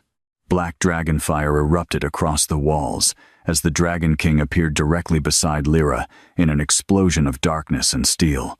Cedric barely blocked Kale's sword in time. The impact shattered the prince's weapon instantly. Kale's voice came out terrifyingly calm. You brought tortured dragons to my kingdom. Rain hissed against black dragon fire around him. And thought I would allow you to leave peacefully? The Western soldiers backed away in fear. Meanwhile, the hollow dragon continued changing beneath Lyra's touch. The corruption was disappearing. Not completely, but enough. Enough for the real dragon inside to wake again. Arian looked at Lyra with clear golden eyes. Alive eyes. Then the massive dragon bowed before her in the rain. Every person on the walls froze, because they had just witnessed something impossible. The Crimson Queen had healed abyss corruption itself. And far beyond the mountains, the Western armies suddenly became much more dangerous, because now they would fear her more than ever before. The moment Arian bowed before the Crimson Queen, the world changed again. Not just for Verith, for every kingdom watching from beyond the mountains. Because if Lyra could purify abyss corruption itself, then she was no longer merely dangerous. She was powerful enough to destroy entire empires built on fear. Prince Cedric realized it instantly, and Kale saw the exact moment diplomacy died in his eyes. The Western prince slowly stepped backward through the rain, while soldiers tightened grips around weapons nervously. You should not have shown the world that power, Cedric said quietly. Lyra remained beside Arian, one hand still resting against the recovering dragon's face. Then maybe the world should stop creating monsters. Cedric's expression hardened. You still believe kindness changes people? Kyle answered coldly before Lyra could speak. No, but dragonfire changes them very effectively. Several Western envoys visibly paled. Arian suddenly spread his damaged wings with a deafening roar. The sound echoed across the mountains like freedom itself. And, one by one, the other hollow dragons began resisting too. Chains rattled violently. Corruption flickered. The creatures sensed Lyra's power and desperately reached toward it through the bond. The Western handlers panicked. They're breaking control. Cedric turned sharply toward his soldiers. Pull them back now. Too late. One hollow dragon ripped directly through its chains. The corrupted beast crashed into the outer wall hard enough to shake the city while Western soldiers scattered in terror. Black fire erupted wildly from its jaws as years of agony exploded into madness. The dragon wasn't evil. It was broken. Lyra immediately moved toward it. Kale grabbed her arm. Absolutely not. It's in pain. It's about to destroy half the wall.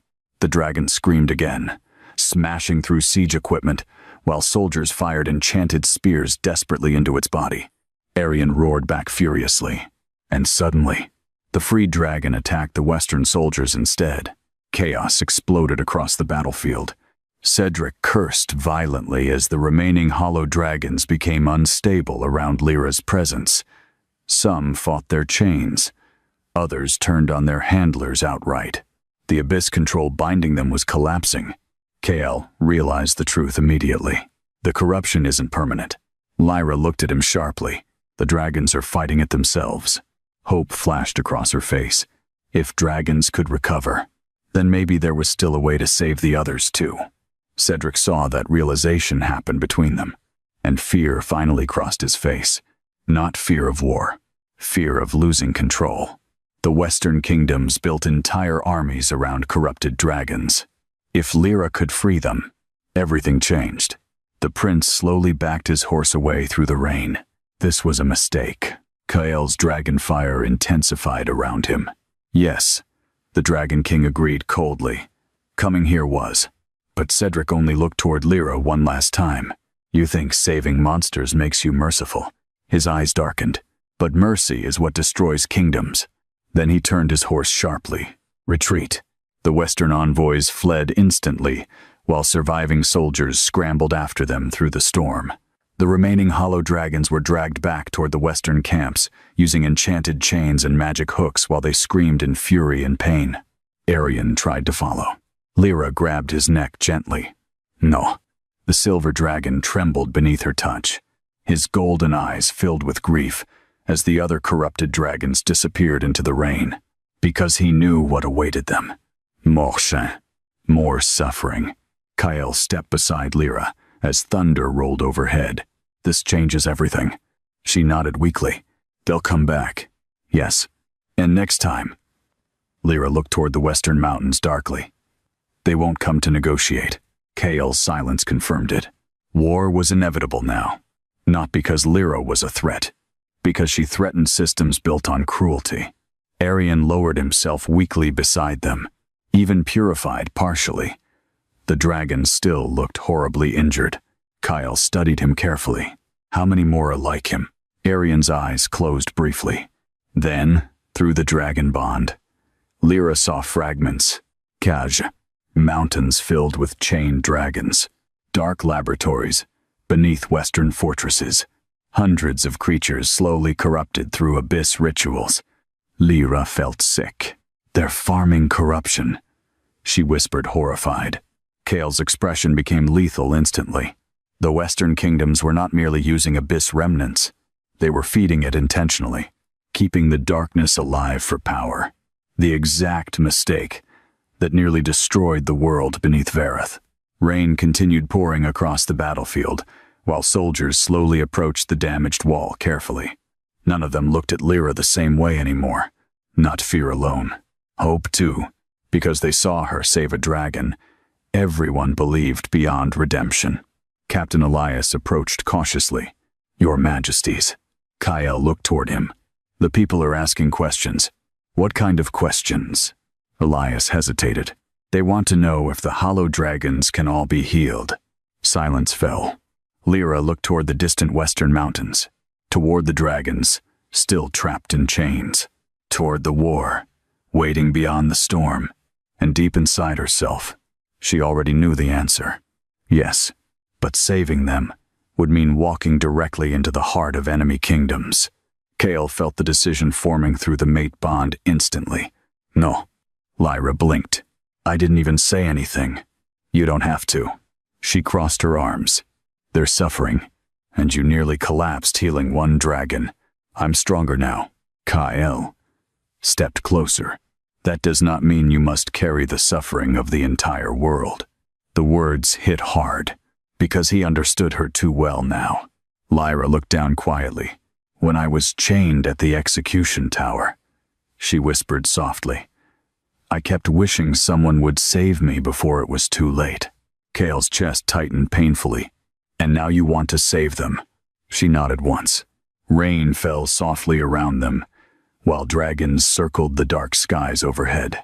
Kale closed his eyes briefly, because he already knew how this would end. Not with Lyra safely hidden behind palace walls. Never that. She would walk willingly into fire, if it meant someone else suffered less. And despite how much it terrified him, that was exactly why he loved her. Arian suddenly lifted his head sharply toward the western mountains. A low warning growl rumbled through his chest. Every dragon above Vareth reacted instantly. The storm clouds shifted unnaturally. Then distant horns echoed across the borderlands. Not retreat horns, war horns. Kale's expression darkened. They're moving already. Far beyond the mountains, thousands of lights began appearing through the storm. Enem armies. And among them, dozens of glowing red dragon eyes. By nightfall, the western horizon burned red. Thousands of enemy campfires stretched across the borderlands beneath the storm, like a second kingdom rising from darkness. War horns echoed endlessly through the mountains, while corrupted dragon roars rolled across the valleys below Vareth. The Western Alliance had not retreated. They had only repositioned. And this time, they came prepared for extermination. Inside the palace war chamber, tension pressed against the walls hard enough to suffocate. Generals argued over troop placements. Scouts delivered reports every few minutes. Dragon riders rushed between towers, while blacksmiths worked through the night forging enchanted weapons below the city. Vareth was preparing for siege. Again, Kale stood over the massive border map in full black armor, while dragonfire flickered softly beneath his skin. Cold, focused, terrifying. The king everyone feared had returned, but Lyra noticed something no one else did. Every time the Western dragon symbols appeared on the map, Kale's hand tightened unconsciously, because beyond those mountains were dragons waiting to die, and he knew exactly what that would do to her. Captain Elias pointed toward the eastern ridge. The Western armies split into 3 divisions. They're surrounding the valley approaches. Lord Herrick looked pale. They're trying to trap the dragons inside the capital. Kale nodded once. They learned from the Abyss War. Lyra leaned over the table quietly. How many hollow dragons? No one answered immediately. That silence alone told her enough. Finally, Elias spoke. At least 40 confirmed. The room felt colder instantly. 40 corrupted dragons, enough to erase kingdoms. And somewhere among them, more creatures like Arian, still trapped alive inside nightmare bodies. Lyra closed her eyes briefly. Kale noticed instantly. You're thinking about them again. They're innocent. And they are also weapons aimed at your throat. The sharpness in his voice surprised even himself. Lyra looked at him quietly. Kyle exhaled slowly. I'm sorry. No one in the chamber moved. The Dragon King apologizing openly was still something people hadn't adjusted to. Lyra stepped beside him. You don't have to apologize for being afraid. Kale laughed softly without humor. That's exactly why I should. The mate bond pulsed heavily between them. Love. Exhaustion. Fear neither wanted the other to feel. Before Lyra could answer, another scout burst through the chamber doors. Your Majesty. The young soldier nearly slipped on the wet stone floor. The Western Alliance sent a message. Kale's expression immediately hardened again. Read it. The scout swallowed nervously and opened the sealed parchment.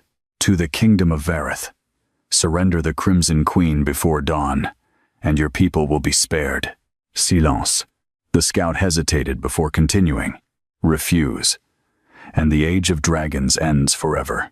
A low growl rolled through the chamber. Not from Kael. From Veros. Outside the palace walls. The great dragon heard everything.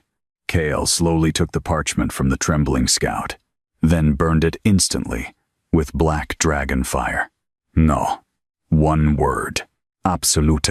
The council exchanged nervous glances. Lord Varric stepped forward carefully. Your Majesty, perhaps we should consider moving the Queen somewhere safer until... Kael looked at him. The noble immediately stopped speaking. Not because of anger, because of the terrifying calm in the Dragon King's eyes. She stays beside me, Kael said quietly. No one argued after that. Hours later, the council, finally dismissed. The palace halls emptied slowly, while soldiers prepared through the night below. Rain still battered the kingdom endlessly, as if the sky itself feared tomorrow. Lyra stood alone on the eastern balcony, overlooking the distant enemy fires burning beyond the mountains. 40 hollow dragons. She could feel them faintly through the bond already. Blind, fear, confusion. Some were barely conscious anymore. Others had completely surrendered to corruption.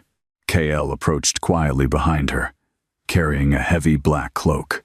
You'll freeze. He wrapped it gently around her shoulders before standing beside her at the balcony edge. For a while, neither spoke.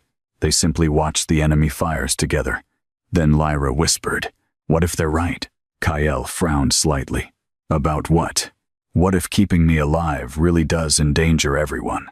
The question hurt him more than any battlefield wound ever had. Kael turned toward her immediately. Do not say that again. But, no. His voice softened painfully. They told you your entire life that your existence was dangerous. The mate bond trembled with emotion. I will not let you start believing them now. Lyra looked away toward the mountains. But people are going to die tomorrow. Yes, his honesty hurt. But Kael had never lied to her about ugly truths. Lyra's voice became smaller. I don't know if I can survive watching more dragons suffer. Kael's expression darkened, because that fear haunted him too. Not losing the war, losing her heart piece by piece to endless grief. He stepped closer carefully. Look at me. Lyra obeyed slowly. Rain moved softly through her dark hair, while crimson light flickered faintly beneath her skin. Kael touched her face gently. You are allowed to care, he whispered. But you are not responsible for every cruelty in this world. Tears filled her eyes. I just wanted to stop. I know. Kael pulled her into his arms. She melted against him instantly from exhaustion alone. The Dragon King held her tightly beneath the storm, while enemy armies gathered beyond the mountains and dragons screamed through the bond across the dark. For a few fragile moments, they were not king and queen, not prophecy and power. Ling. Just two lonely people trying desperately to protect what little peace they found in each other. Kael rested his forehead against hers. If tomorrow becomes ugly, his voice lowered quietly. Promise me something. Lyra already hated the sound of that. What? Promise you'll survive it. She shook her head immediately. Not without you. Kael smiled, sadly. That wasn't the promise. Before she could argue, a violent roar split the night. Both of them looked upward instantly. A dragon was falling from the sky. Huge, silver-scaled, burning. The creature crashed directly beyond the outer walls of Vareth, while soldiers screamed below.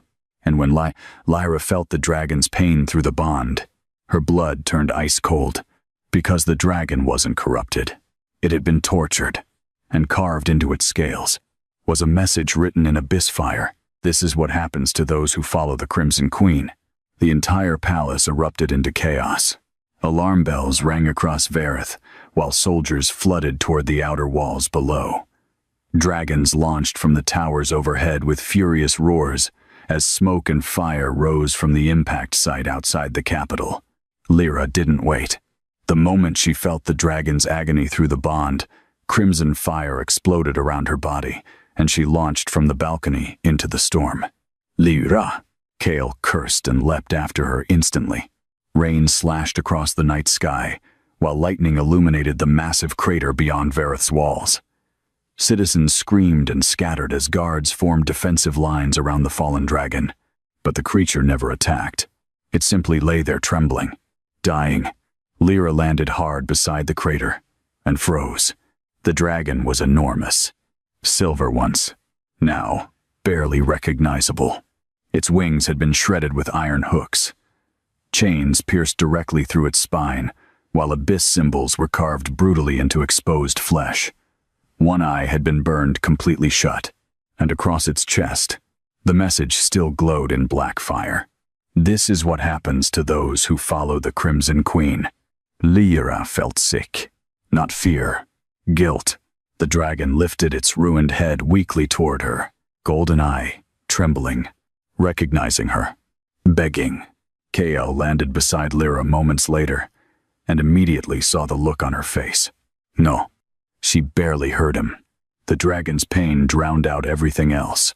Not physical pain, loneliness, terror, hopelessness.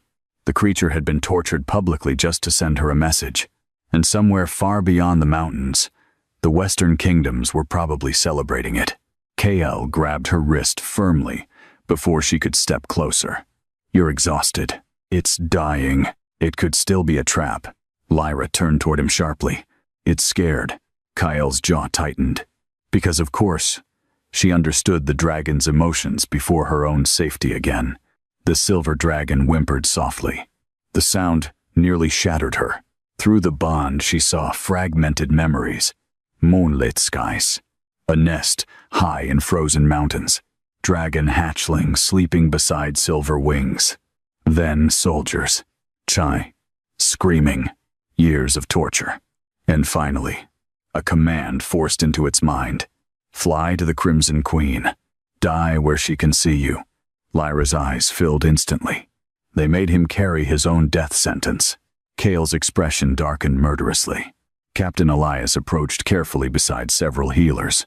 Your Majesties, what do we do? Before Kael could answer, the silver dragon suddenly convulsed violently. Black corruption spread across its scales.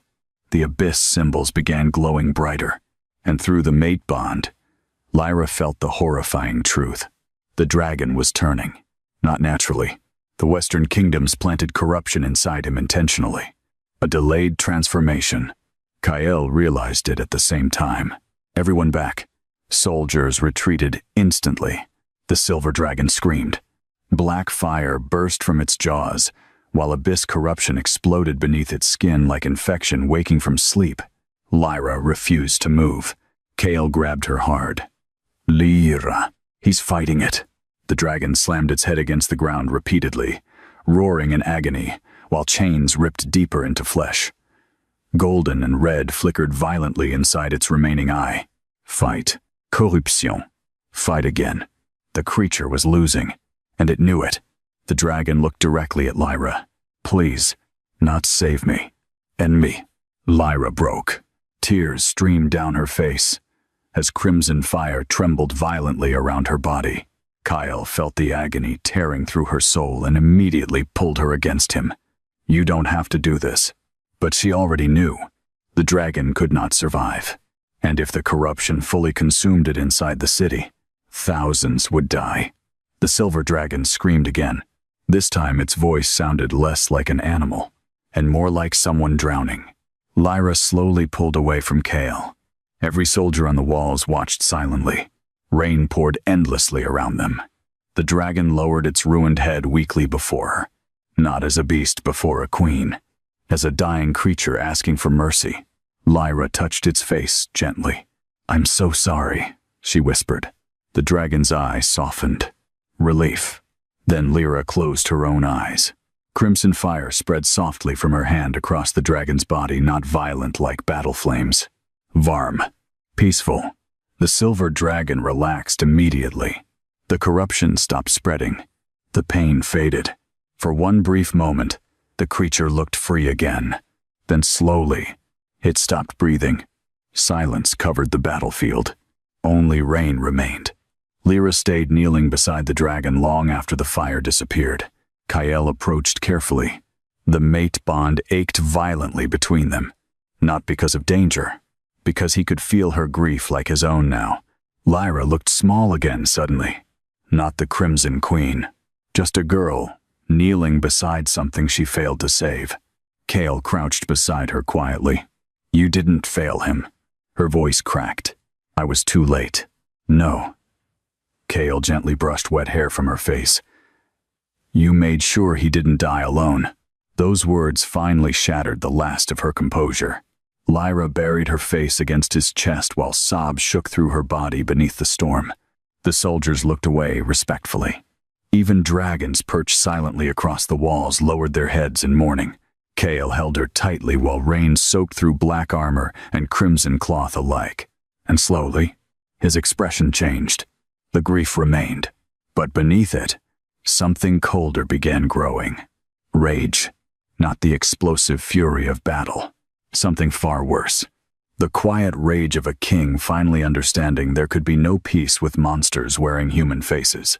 Captain Elias approached cautiously. After several minutes, "Your Majesty." Kael never looked away from Lyra. "Speak." The Western armies crossed the border. Silence. Then another roar echoed from beyond the mountains. Not one dragon. Many. Dozens. The invasion had begun. Kael slowly lifted his eyes toward the dark western horizon, and for the first time since the Abyss War, the Dragon King truly looked ready to burn kingdoms. Dawn never came peacefully. The Western armies attacked before sunrise. War horns thundered across the mountains, while thousands of enemy soldiers poured through Blackfall Valley beneath banners soaked by rain and dragon blood. Siege towers rolled through the mud. Abyss-forged ballistae lined the cliffs, and above them all, 40 hollow dragons darkened the storm sky. The creatures roared like nightmares made flesh as chains rattled from their broken bodies. Black fire illuminated the mountains, while terrified civilians inside, Vareth watched the horizon disappear beneath wings and smoke. The final war for the Dragon Kingdom had begun. Inside the palace courtyard, dragons gathered in massive numbers beneath the storm, while soldiers armed themselves in silence. No speeches, no heroic celebration. Everyone understood exactly how ugly this battle would become. Lyra stood beside Varos in black and crimson battle armor designed for dragon riders centuries ago. The armor fit her like something destiny forged specifically for this moment. Queenly, terrifying, beautiful enough to start wars over. Kael approached from behind wearing full Dragon King armor, carved with ancient abyss seals glowing faintly beneath the rain. The courtyard quieted instantly when they stood beside each other. The Crimson Queen and Dragon King. Not prophecy anymore. Not myth. Real. And standing together. Kael looked toward the western horizon. They're aiming directly for the capital. Lyra already knew why. The enemy no longer wanted conquest. They wanted her dead. Captain Elias approached quickly. Scouts confirm Prince Cedric is leading the Central Division personally. Kael's eyes darkened. Good. The single word carried enough menace to make nearby soldiers nervous. Lyra touched his hand gently before the rage consumed him completely. The mate bond pulsed warmly. Kael looked down at her immediately. I know. She didn't ask what he meant, because she felt it too. Fear, not of dying, of becoming monsters in order to win. The dragon sensed it as well. Varos lowered his massive head beside them, while Arion, still weak but recovering, stood nearby among the royal dragons. Every dragon waited for their command, not through fear, trust. Kael stepped closer to Lyra, quietly enough that only she heard him. If the battle turns against us. No. Lyra, we already had this conversation. Kael's expression softened painfully. I need you alive, and I need you alive. Thunder shook the sky above them. Kael stared at her for several seconds, then suddenly kissed her. Right there, in front of the entire army. The courtyard froze. Dragons stilled. Soldiers looked stunned, but Kael didn't care. The kiss felt desperate, honest, like a man trying to memorize someone before war steals them away. When he finally pulled back, Lyra's breath shook softly. That was unfair. Kale almost smiled. I am a king. Unfair is traditional. Despite everything, she laughed quietly. The sound eased something inside him immediately. Then war horns roared again from beyond the mountains. Reality returned. Kael mounted Varos in one smooth motion, before extending a hand down toward Lyra. The entire courtyard watched. Lyra took his hand without hesitation, and together, the Dragon King and Crimson Queen rose into the storm sky above Vareth. The dragons followed. Hundreds of wings thundered across the heavens, while soldiers below erupted into cheers powerful enough to shake the city itself. For the first time in history, dragons flew to war beside humans willingly. Blackfall Valley became hell before sunrise. The Western Alliance already occupied the cliffs surrounding the valley when Vareth's forces arrived. Enemy siege weapons launched abyss-forged spears through the storm, while hollow dragons screamed overhead. Then the true dragons descended. The collision shattered the mountains. Fire exploded across the valley as dragons slammed into each other through storms of ash and rain. Soldiers vanished beneath claws and collapsing stone, while black fire consumed entire siege lines. Lyra flew beside Kael through the chaos, while crimson dragon fire erupted from her hands toward the hollow dragons attacking below. But she hesitated every time, because she could feel them. The suffering, the fear trapped beneath the corruption. Kael noticed immediately. They'll kill you if you hold back. I know. A hollow dragon dove toward them, suddenly with jaws blazing black fire. Varos twisted sharply, while Kael drove his sword directly through the creature's throat mid-flight. The dragon screamed horribly as abyss corruption exploded outward like black smoke, and for 1 second before dying, its red eyes turned gold. Relief. Lyra's heart shattered again. They're still inside. Kael's voice came out hard through the storm. Then we free the ones we can. The Western armies were prepared for dragon warfare now. Enchanted chains launched from siege towers, wrapped around royal dragons mid-flight, before dragging them crashing into the valley floor below. Abyss spears pierced dragon wings. Explosions of black fire lit the mountains endlessly, and at the center of the battlefield, Prince Cedric waited. The Western Prince stood atop a massive black war dragon, covered entirely in abyss armor, while dozens of elite dragon hunters surrounded him. He looked directly toward Lyra across the battlefield, then smiled. Finally, Cedric raised one hand, and the mountains moved. Lyra's blood turned ice cold, because hidden beneath the cliffs surrounding Blackfall Valley, hundreds of chained dragons suddenly emerged from underground cages. Not hollow dragons, prisoners, broken, starving, used as living shields. The Western armies had hidden them beneath the battlefield intentionally. Kael swore violently. The enemy planned this perfectly. If Vareth unleashed full dragon fire now, they would slaughter innocent dragons trapped below. Cedric laughed across the valley. You see the problem now, Crimson Queen? Lyra stared in horror at the chained creatures crying beneath the cliffs. The Western Prince spread his arms toward the battlefield proudly. Mercy loses wars. The battlefield froze. Even through fire and screaming dragons, the horror beneath Blackfall Valley silenced both armies for one terrible moment. Hundreds of dragons chained beneath the cliffs, some barely alive, some too weak to lift their heads, others staring blankly through years of torture and starvation. The Western Alliance had hidden them beneath the battlefield, like living shields, and now every dragon in the sky could feel them. The royal dragons roared in grief and fury, so loudly the mountains shook. Varos nearly lost control entirely.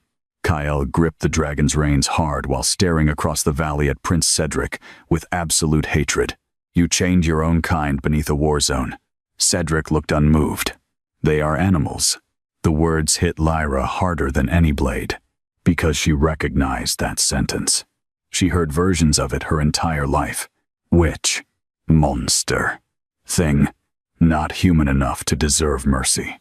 The Crimson Queen's fire flared violently around her. Cedric smiled when he saw it. "Yes," he called across the battlefield. "Show them what you really are."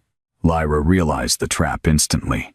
If she lost control, the Western kingdoms would use it to justify every fear ever spoken about her.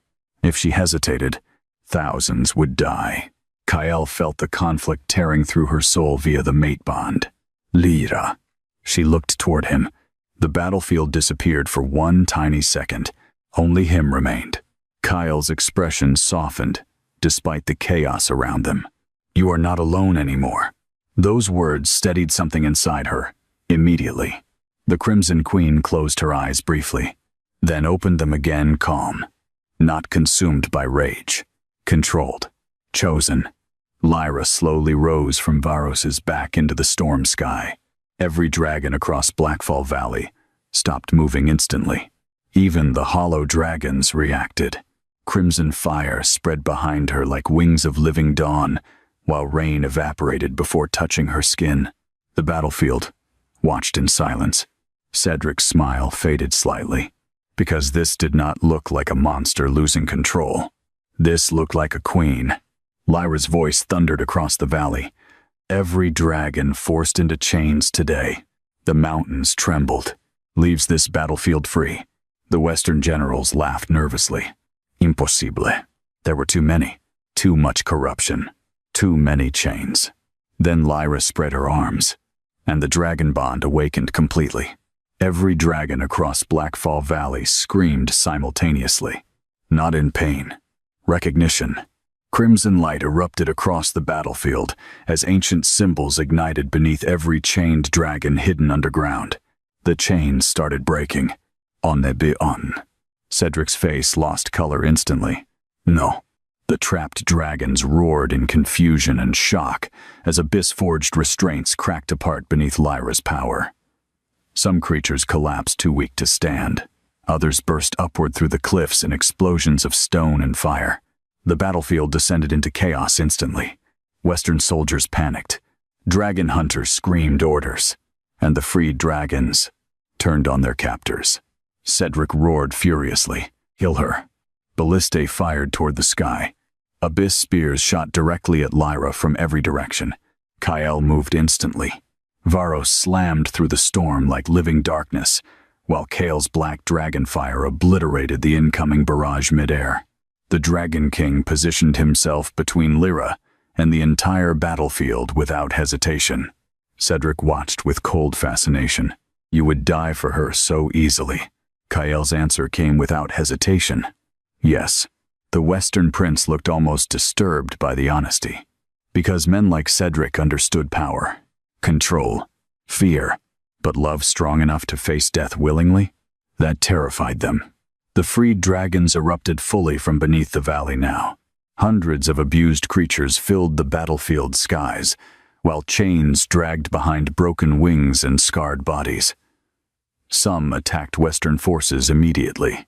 Others simply fled, too traumatized to keep fighting at all. And among them, the hollow dragons began breaking control again. Lyra's power was destabilizing the corruption binding them. One corrupted dragon suddenly crashed directly into a Western siege tower instead of attacking Vareth forces. Another turned on dragon hunters trying to chain it again. The Western battle lines started collapsing. Cedric saw the disaster unfolding and finally abandoned his calm facade. "Stop her, Dulat." The battlefield itself had changed. This was no longer Vareth defending against monsters. This was dragons rising against slavery. The freed creatures screamed through the skies like a revolution, born from centuries of suffering. Kale fought beside Lyra through the storm, while dragons filled the heavens around them. And for one impossible moment, they were winning. Then the ground split open. Abyss fire exploded through the center of Blackfall Valley. Everyone froze. Not from the sealed gate beneath Vareth. A different source. Smela. Artificial. Hidden. Cedric slowly smiled again, and Lyra's blood turned cold. Because beneath the battlefield, the Western kingdoms had built another abyss ritual. The ground continued cracking, while black fire spread beneath the chained dragon corpses covering the valley floor. Kyle realized it instantly. They fed dragon deaths into the ritual. Cedric spread his arms proudly. You thought corruption needed the original gate. The Western Prince looked toward Lyra with triumph blazing in his eyes. Fear always finds a new doorway. The battlefield began shaking violently. Freed dragons screamed overhead. And slowly, something enormous started moving beneath Blackfall Valley itself. Not the Abyss King. Something new. Something created from endless tortured dragon souls and artificial abyss corruption. Cedric laughed while darkness erupted beneath the battlefield. Meet the future of this world, Crimson Queen. Then, the mountain exploded, and a dragon larger than anything Lyra had ever seen clawed its way out of the abyss fire. A corse dragon, made from hundreds of dead dragons fused together by corruption and pain. Blackfall Valley disappeared beneath screaming darkness. The corpse dragon tore itself from the shattered mountain in a storm of black fire and rotting wings, while entire cliffs collapsed around it. The creature looked less like a living being and more like a nightmare stitched together from centuries of dragon suffering. Hundreds of skulls twisted through its massive body.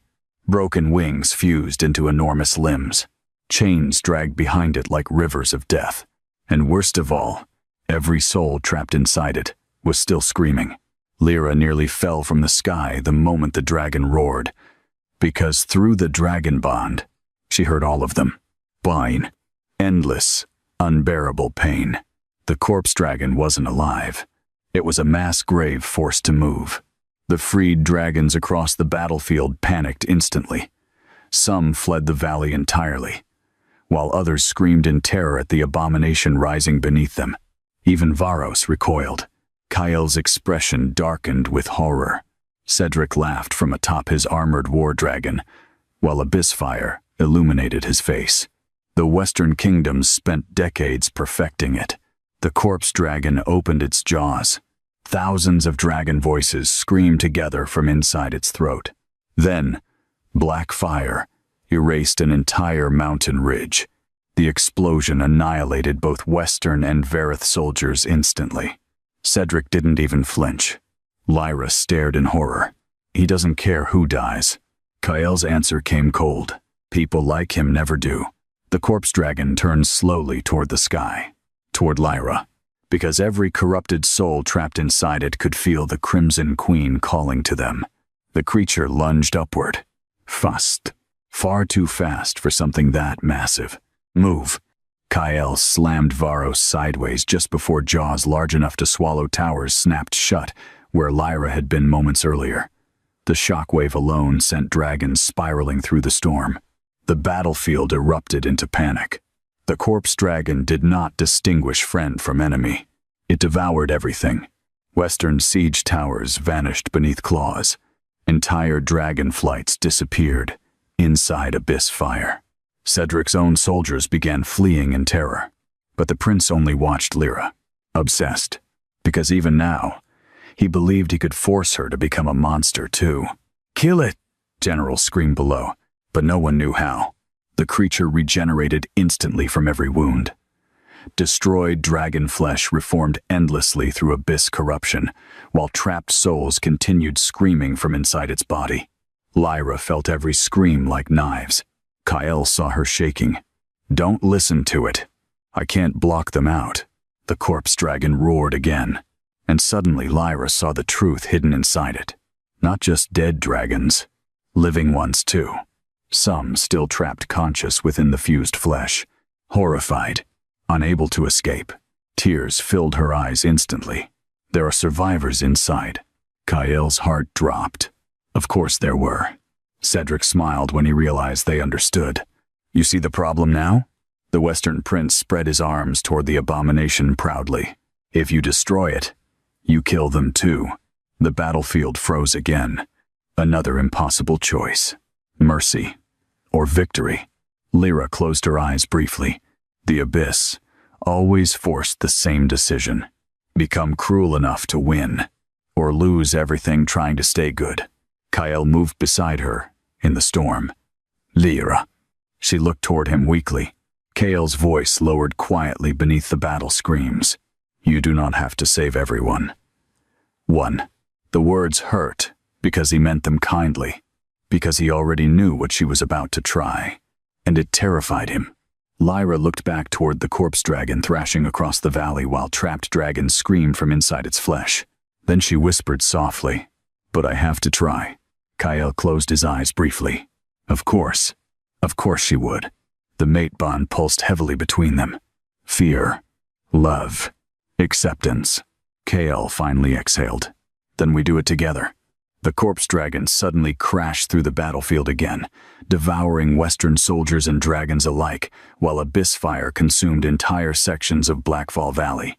Cedric screamed furious orders at retreating troops. But no one controlled the monster anymore. The Western kingdoms created something even they could not command. And now the battlefield itself was dying beneath it. Lyra slowly rose higher into the storm sky, while crimson fire spread around her body. The corpse dragon immediately noticed. Every screaming dragon soul inside it turned toward her simultaneously, begging. The realization nearly destroyed her. They weren't asking to be saved anymore. They were asking to be freed. Kale flew beside her on Varos through the storm clouds. "What's your plan?" Lyra's expression broke softly. "I don't know." For the first time since awakening as the Crimson Queen, she truly didn't know how to win. Then, suddenly, Arian roared. The silver dragon flew upward beside them despite his injuries while dozens of freed dragons followed behind him. Not attacking, gathering. The dragons surrounded Lyra in widening circles through the storm sky. Kyle frowned slightly. "They're answering you." "No." Lyra realized the truth, instantly. The dragons were offering something. Trust. Power. The ancient bond between dragonkind and the Crimson Queen deepened suddenly as hundreds of dragons across the battlefield opened themselves willingly to her magic. Lyra gasped sharply. She could feel all of them now. Every heartbeat. Every soul. And buried beneath it all, a memory older than kingdoms surfaced. The first Crimson Queen standing beside thousands of dragons beneath crimson stars. Not ruling them. Connected to them. Together. Lyra's eyes widened. "There's a way." Kyle looked toward her instantly. The corpse dragon roared below while the valley burned around it. Lyra's crimson eyes filled with terror and hope simultaneously. "I can separate the souls inside it." Kyle immediately understood the second half of that sentence. The cost. No. But Lyra was already crying. "Kyle. No. If I connect to all of them at once, it will tear your mind apart." The corpse dragon screamed again. Thousands of trapped dragon souls begging for release. The battlefield dying beneath endless suffering. And Lyra, already making the choice. Kale saw it happening through the mate bond in real time. And for the first time since loving her, the Dragon King truly understood helplessness. No. Kale grabbed Lyra's wrist hard enough that crimson fire burst between their skin. Rain whipped violently around them while dragons screamed across the burning skies of Blackfall Valley. Below, the corpse dragon continued, tearing the battlefield apart as trapped souls cried endlessly from inside its monstrous body. But Kyle saw only her. Only Lyra, and the horrifying certainty forming behind her eyes. "You said we face things together," she whispered shakily. "Not this. If we destroy it normally, the dragons inside die." Kale's voice broke sharper than intended. "And if you connect yourself to that thing, you die." The mate bond pulsed painfully, because neither of them could hide emotions anymore. Lyra felt his terror completely. Not fear of battle. Fear of losing her. Again. Always her. The corpse dragon suddenly roared loud enough to split the storm clouds overhead. Abyss fire exploded through the valley floor, while entire sections of the mountain collapsed beneath its weight. More soldiers died. More dragons screamed. Time was running out. Arian landed heavily beside them through the storm, golden eyes fixed desperately on Lyra. Then the silver dragon lowered his head, offering trust. One by one, the freed dragons followed, an entire sky full of wounded creatures bowing before the girl who gave them hope again. Kale saw Lyra's heart breaking wider with every second, because this was who she truly was. Not a queen, not a weapon. A girl incapable of turning away from suffering, even when it destroyed her. Kyle closed his eyes briefly. Defeat, not against enemies, against love itself. When he opened them again, the rage was gone. Only sorrow remained. You already decided. Lyra looked shattered. I'm sorry. Kale laughed once softly through the storm. That phrase is becoming a terrible tradition between us. Tears mixed with rain across her face. The corpse dragon screamed again below them, while abyss fire spread closer toward the fleeing armies trapped in the valley. Lyra stepped closer carefully. I don't want to leave you. Those words nearly destroyed him. Kyle touched her face gently. You won't. But I won't let you. The certainty in his voice stunned her. Kale's dragon eyes burned gold beneath the storm. You are not facing this alone. The mate bond surged suddenly, and Lyra realized what he intended. No. Kyle ignored her completely. Instead, he turned toward the dragons filling the sky. Then the Dragon King did something no ruler in history had ever done. He bowed his head before them. Lend us your strength, he said quietly. The dragons roared together. The sky itself answered. Ancient power surged across Blackfall Valley as hundreds of dragons opened the bond willingly, not only to Lyra now, to Kale too. The Dragon King and Crimson Queen became the center of a living storm made from dragon souls, fire, grief, and hope. Lyra stared at him in horror. You can't share this burden. I can. The corruption inside you will kill me eventually anyway. Carl. He grabbed her face firmly. Listen to me. The battlefield vanished again. Only him remained. Only the man who spent 15 years regretting one choice. I am done surviving while you suffer alone. Lyra's breath shook violently. The mate bond burned, brighter than ever before. Not just love now. Partnership, choice, equality. The ancient balance, fully awakened. Far below them, the corpse dragon suddenly turned upward sharply. The creature sensed what they were doing, and panicked. For the first time since its creation, the monster was afraid. It lunged toward the sky with a roar made from 1,000 dying dragons. Kale and Lyra moved together. Crimson fire and black dragon flames exploded around them as they rose higher into the storm clouds, while every dragon in Blackfall Valley roared beneath them. The bond opened completely. Lyra gasped. She felt everything. Every dragon's soul. Every memory. Every scar. And Kale. Kale stood beside her inside the storm of souls without letting go of her hand once. The corpse dragon slammed into the sky beneath them. Too late. Lyra closed her eyes, then reached into the monster. Not physically, spiritually. The experience shattered her instantly. Pain beyond imagination flooded her mind as thousands of trapped dragons screamed through the bond all at once. Fear, torture, loneliness, endless years trapped inside darkness. Lyra nearly collapsed, but Kale held her up. I'm here, he whispered desperately through the bond. Stay with me. The corpse dragon thrashed violently beneath them while crimson light spread across its fused body. The trapped souls felt her, felt him, felt hope. One dragon soul separated, then another, then dozens. Golden lights began rising from the corpse dragon's flesh like stars escaping darkness. Cedric watched from below in horror. No. The Western Prince finally understood what he was witnessing. Not power. Compassion stronger than corruption itself. The corpse dragon screamed as pieces of its body began falling apart. The trapped souls were leaving, returning to freedom, but the process was destroying Lyra. Blood ran from her nose. Her hands trembled violently. Too many souls. Too much pain. Kyle felt her consciousness slipping. Lyra. She barely heard him. The dragon's suffering drowned everything. Then suddenly, a tiny dragon soul touched her gently. Not begging, comforting. A hatchling, one of the youngest, trapped inside the corpse dragon. The little soul curled softly around Lyra's consciousness like warm light. Then another followed. Then hundreds. The dragon started helping her carry the burden. Kyle felt it too, and suddenly understood something beautiful. The Crimson Queen was never strongest because dragons obeyed her. She was strongest because dragons loved her. The corpse dragon began collapsing entirely now. Dark flesh disintegrated, while freed souls rose into the storm sky like rivers of golden stars. The battlefield below fell silent.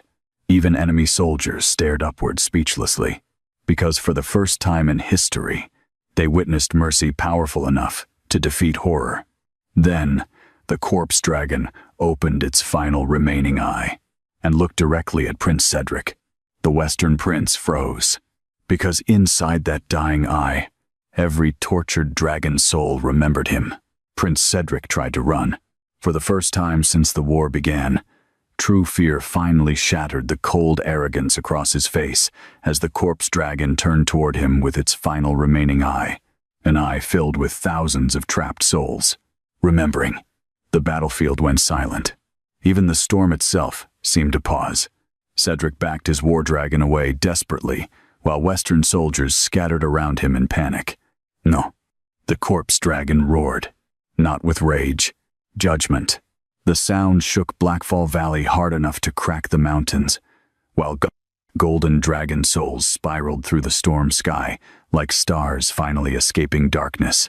And every single soul looked toward Cedric. The Western Prince screamed orders wildly. Kill it. No one moved. His soldiers were already retreating. His dragon hunters were throwing down weapons. Even the remaining hollow dragons had stopped obeying, because the corruption controlling them was breaking apart under Lyra's power. The age of fear sustaining the Western kingdoms was collapsing in real time. Cedric realized it, and his face twisted with desperation. "You need me," he shouted toward the battlefield. "Without the Western Alliance, the abyss will return." Kale's dragon fire burned brighter through the storm. "No," the Dragon King answered coldly. "Men like you are why it returned." Cedric turned toward Lyra then, toward the Crimson Queen floating above the valley, surrounded by freed dragon souls and crimson light. Hatred exploded across his face. "You did this." Lyra looked exhausted, bleeding, barely conscious from the burden of thousands of souls moving through her spirit, but her eyes remained painfully calm. "No," she whispered softly. "You did." The corpse dragon moved. Its massive, dying body lunged downward through the storm, directly toward Cedric and the Western command lines. The prince's war dragon tried fleeing, but the corrupted beast suddenly stopped mid-flight. Then slowly, it turned against him. Cedric's eyes widened in horror. "No." The hollow dragon looked at him with fading red eyes, then golden, free for the first time in years. The creature roared directly into Cedric's face before throwing him violently from its back. The Western Prince crashed hard into the valley floor below, while soldiers scattered away from him. The corpse dragon descended, massive, broken, dying, and inside its body, thousands of souls finally demanded justice. Cedric crawled backward through mud and blood, while the battlefield watched silently. "No, please." The monster lowered its enormous skull above him. The Western Prince stared upward, trembling. At last he understood what every dragon he tortured felt. Powerless. Alone. Terrified. Then the corpse dragon stopped. Its remaining eye slowly shifted toward Lyra, waiting. The entire battlefield held its breath, because even now, the monster would obey the Crimson Queen's choice. Kill him, or spare him. Kyle looked toward Lyra carefully. The mate bond trembled with exhaustion and grief between them. She could end Cedric here. No one would blame her. After everything he had done, most of the battlefield wanted it. Even the dragons. Lyra stared down at the man who created hollow dragons, who tortured innocent creatures for power, who tried to burn kingdoms simply because he feared losing control. And for one terrible second, the darkness whispered again, "End him. He deserves it." The same abyss whisper that destroyed kingdoms for centuries. Lyra closed her eyes briefly, then slowly shook her head. No more. The corpse dragon relaxed instantly, not disappointed, relieved. Cedric stared upward in disbelief. "You spare me?" he whispered shakily. Lyra looked at him quietly. No. The Western Prince frowned in confusion. Then Kale landed beside him. The Dragon King's expression carried something far worse than rage. Judgment. You don't die a martyr today, Kale said coldly. Cedric tried standing, but black dragon fire wrapped around him instantly like chains. You face the world alive. Horror crossed Cedric's face, because suddenly he understood. Death would have been easier. Kale turned toward the battlefield, toward both armies, toward every soldier and dragon watching, and his voice thundered across Blackfall Valley. Look carefully. The storm shook around him. This is the man who chained dragons. Black fire tightened around Cedric. This is the man who fed suffering into the abyss. The freed dragons roared overhead. And this, Kale's eyes burned gold, is the last king who will ever rule through fear. The Western armies broke completely after that. Soldiers threw down weapons. Dragon hunters fled into the mountains. The surviving hollow dragons turned away from battle entirely, too broken and exhausted to continue fighting. The war ended not with conquest, but collapse. The corpse dragon finally began dying completely now. Its massive body crumbled apart into ash and golden light, while dragon souls rose peacefully into the storm sky. One, Bewan. Thousands. Free. Lyra swayed violently in the air. Too much exhaustion. Too much grief. Kael caught her immediately before she fell. The moment she touched him again, the mate bond pulsed softly. Varm. Safe. Lyra buried her face weakly against his shoulder while the battlefield below watched the Crimson Queen cry quietly for dragons she never even knew. Kael held her like she was something infinitely precious. Because she was. The storm above Blackfall Valley slowly began clearing for the first time since the war started. Sunlight broke through dark clouds. Golden light spilled across the valley full of exhausted soldiers, wounded dragons, and burning ruins. And slowly, the freed dragon souls vanished into the sky, like stars finally returning home. Arian landed heavily beside Kael and Lyra, while dozens of surviving dragons followed. No chains, no corruption. Free. The silver dragon lowered his head before Lyra one final time. Not submission. Gratitude. Then Arian spread his wings and flew toward the horizon with the surviving freed dragons following behind him. Not toward kingdoms. Toward freedom. Lyra watched them disappear through tears, then finally whispered softly, "They're safe now." Kael pressed his forehead gently against hers. Yes. And for the first time, in a very long while, the world felt quiet again. The war officially ended 7 days later. Not because treaties were signed, not because kingdoms suddenly became good, but because fear finally lost its throne. News of Blackfall Valley spread across the continent faster than wildfire. Entire Western armies surrendered after witnessing hollow dragons turn against their masters. Noble houses involved in dragon torture collapsed overnight, as terrified citizens revolted against them. And everywhere the same story spread. The Crimson Queen spared the man who tried to destroy her. That single choice changed more kingdoms than Dragonfire ever could. Inside Verith, the city slowly healed. Burn districts were rebuilt. Dragon sanctuaries replaced old military prisons. And for the first time in recorded history, dragons flew openly above human cities, without chains. The world was changing. Slowly, painfully, but truly changing. Still, peace did not come easily to Lyra. Some nights she woke trembling from memories left behind by the corpse dragon. Thousands of trapped souls, screaming inside darkness. Other nights she stood silently on palace balconies watching the skies, as if expecting war to return again. Kael noticed. Every time. Always. One evening near winter's first snowfall, Lyra stood alone beside the restored palace gardens overlooking Verith, glowing peacefully beneath lantern light. The kingdom looked beautiful now, alive, yet part of her still waited for everything to break again. Kael approached quietly behind her, carrying 2 cups of steaming tea. "You disappeared from dinner." Lyra accepted the cup softly. "I needed quiet." Kyle stood beside her, beneath falling snow. For a while, neither spoke. Then Lyra whispered, "Do you ever wonder if we actually changed anything?" Kyle looked toward the city below. Children laughed somewhere in the streets. Dragons rested openly atop towers, where soldiers once aimed weapons at them. Servants walked through palace halls without lowering their eyes anymore. "Yes," he answered honestly. "All the time." Lyra looked down at her tea.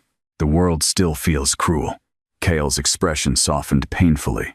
"It probably always will." She sighed quietly. "That's not very comforting." "No." He glanced toward her gently. "But you are." The mate bond pulsed warm between them.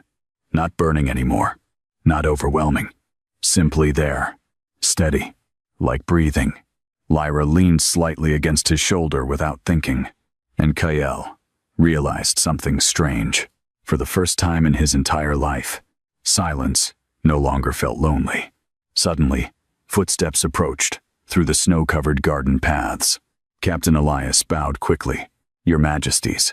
Kale looked mildly annoyed at being interrupted. "What happened?" The captain smiled faintly. "A delegation arrived from the Eastern Kingdoms." Lyra frowned slightly. "Another political problem?" Elias actually laughed quietly. "No, my queen." He handed her a folded letter. Lyra opened it carefully, then blinked. Inside was a child's drawing. Crude dragons flying above a city beneath bright red skies. And beneath it, written shakily in uneven handwriting, "Thank you for saving my mother during the battle. I want to become a dragon rider someday. Mira, ajuoito." Lyra stared silently at the paper. Then, another letter appeared, and another. Hundreds. Children from different kingdoms. Families saved during the war. Former dragon handlers apologizing for what they helped create. Even letters from western villages secretly sheltering freed dragons now. KL watched Lyra's expression carefully while she read through them. Hope returned slowly to her eyes. Small, fragile, but real. Captain Elias smiled. "The Eastern Kingdoms are asking permission to send dragon scholars to Vareth." Kale raised an eyebrow. "Scholars. They want to learn how humans and dragons can coexist." Silence settled softly through the snowy gardens. Then Lyra laughed quietly. Disbelieving. Emotional. Beautiful. Kyle stared at her like the sound itself could heal broken worlds. Because maybe it could. The captain excused himself politely, leaving them alone again beneath falling snow. Lyra looked toward the peaceful kingdom below. They really want to change. Kale stepped closer behind her. Some of them do. And the others? His dragon eyes darkened slightly. We glare at them until they behave. Lyra laughed again. That's not diplomacy. It has worked surprisingly well. She shook her head, smiling. Then suddenly Kyle reached into his coat slowly. Lyra frowned slightly. What are you doing? The Dragon King looked nervous. Actually nervous. Which felt more terrifying than wars. Kale pulled out a small black box, carved from dragonstone. Lyra froze, instantly. Kyle. He looked almost offended. You sound alarmed. I'm alarmed. That's fair. Snow drifted softly around them, while lantern light reflected across the gardens. Kale opened the box. Inside rested an ancient silver ring, wrapped with crimson dragon symbols. Beautiful. Simple. Real. No royal crown. No political spectacle. Just him. Kale took a slow breath, then spoke quietly. My entire life I thought love was something kingdoms used against you. The mate bond trembled softly, but then a servant girl burned down half my emotional defenses. Lyra covered her face, laughing through tears instantly. That's your proposal speech? I practiced being romantic for hours. It's terrible. Kyle looked deeply offended, then softer. Honest. But it's true. He stepped closer. I don't want a queen because prophecy chose her. Snow melted softly against black dragon fire flickering beneath his skin. I want you. His voice lowered gently. Every impossible, stubborn, compassionate part of you. Lyra's eyes filled completely. Kale swallowed once, then finally asked, Will you stay beside me, even after the world stops needing heroes? Silence. Soft snow. A peaceful kingdom glowing beneath dragon wings. And Lyra, realizing something beautiful. For the first time in her life, someone was asking her to stay, not sacrifice, not hide, not survive alone. Stay. Lyra kissed him before answering. Varm, laughing softly through tears. And when she finally pulled back, yes, the mate bond exploded into warm golden light around them while dragons across Vareth roared joyfully into the winter sky. Far above the kingdom, Varos launched into the air with a thunderous roar while hundreds of dragons followed beneath falling snow. The people of Vareth looked upward smiling as dragons crossed peaceful skies once feared by everyone. And standing together in the palace gardens below, the Dragon King and the Crimson Queen watched a broken world begin healing at last.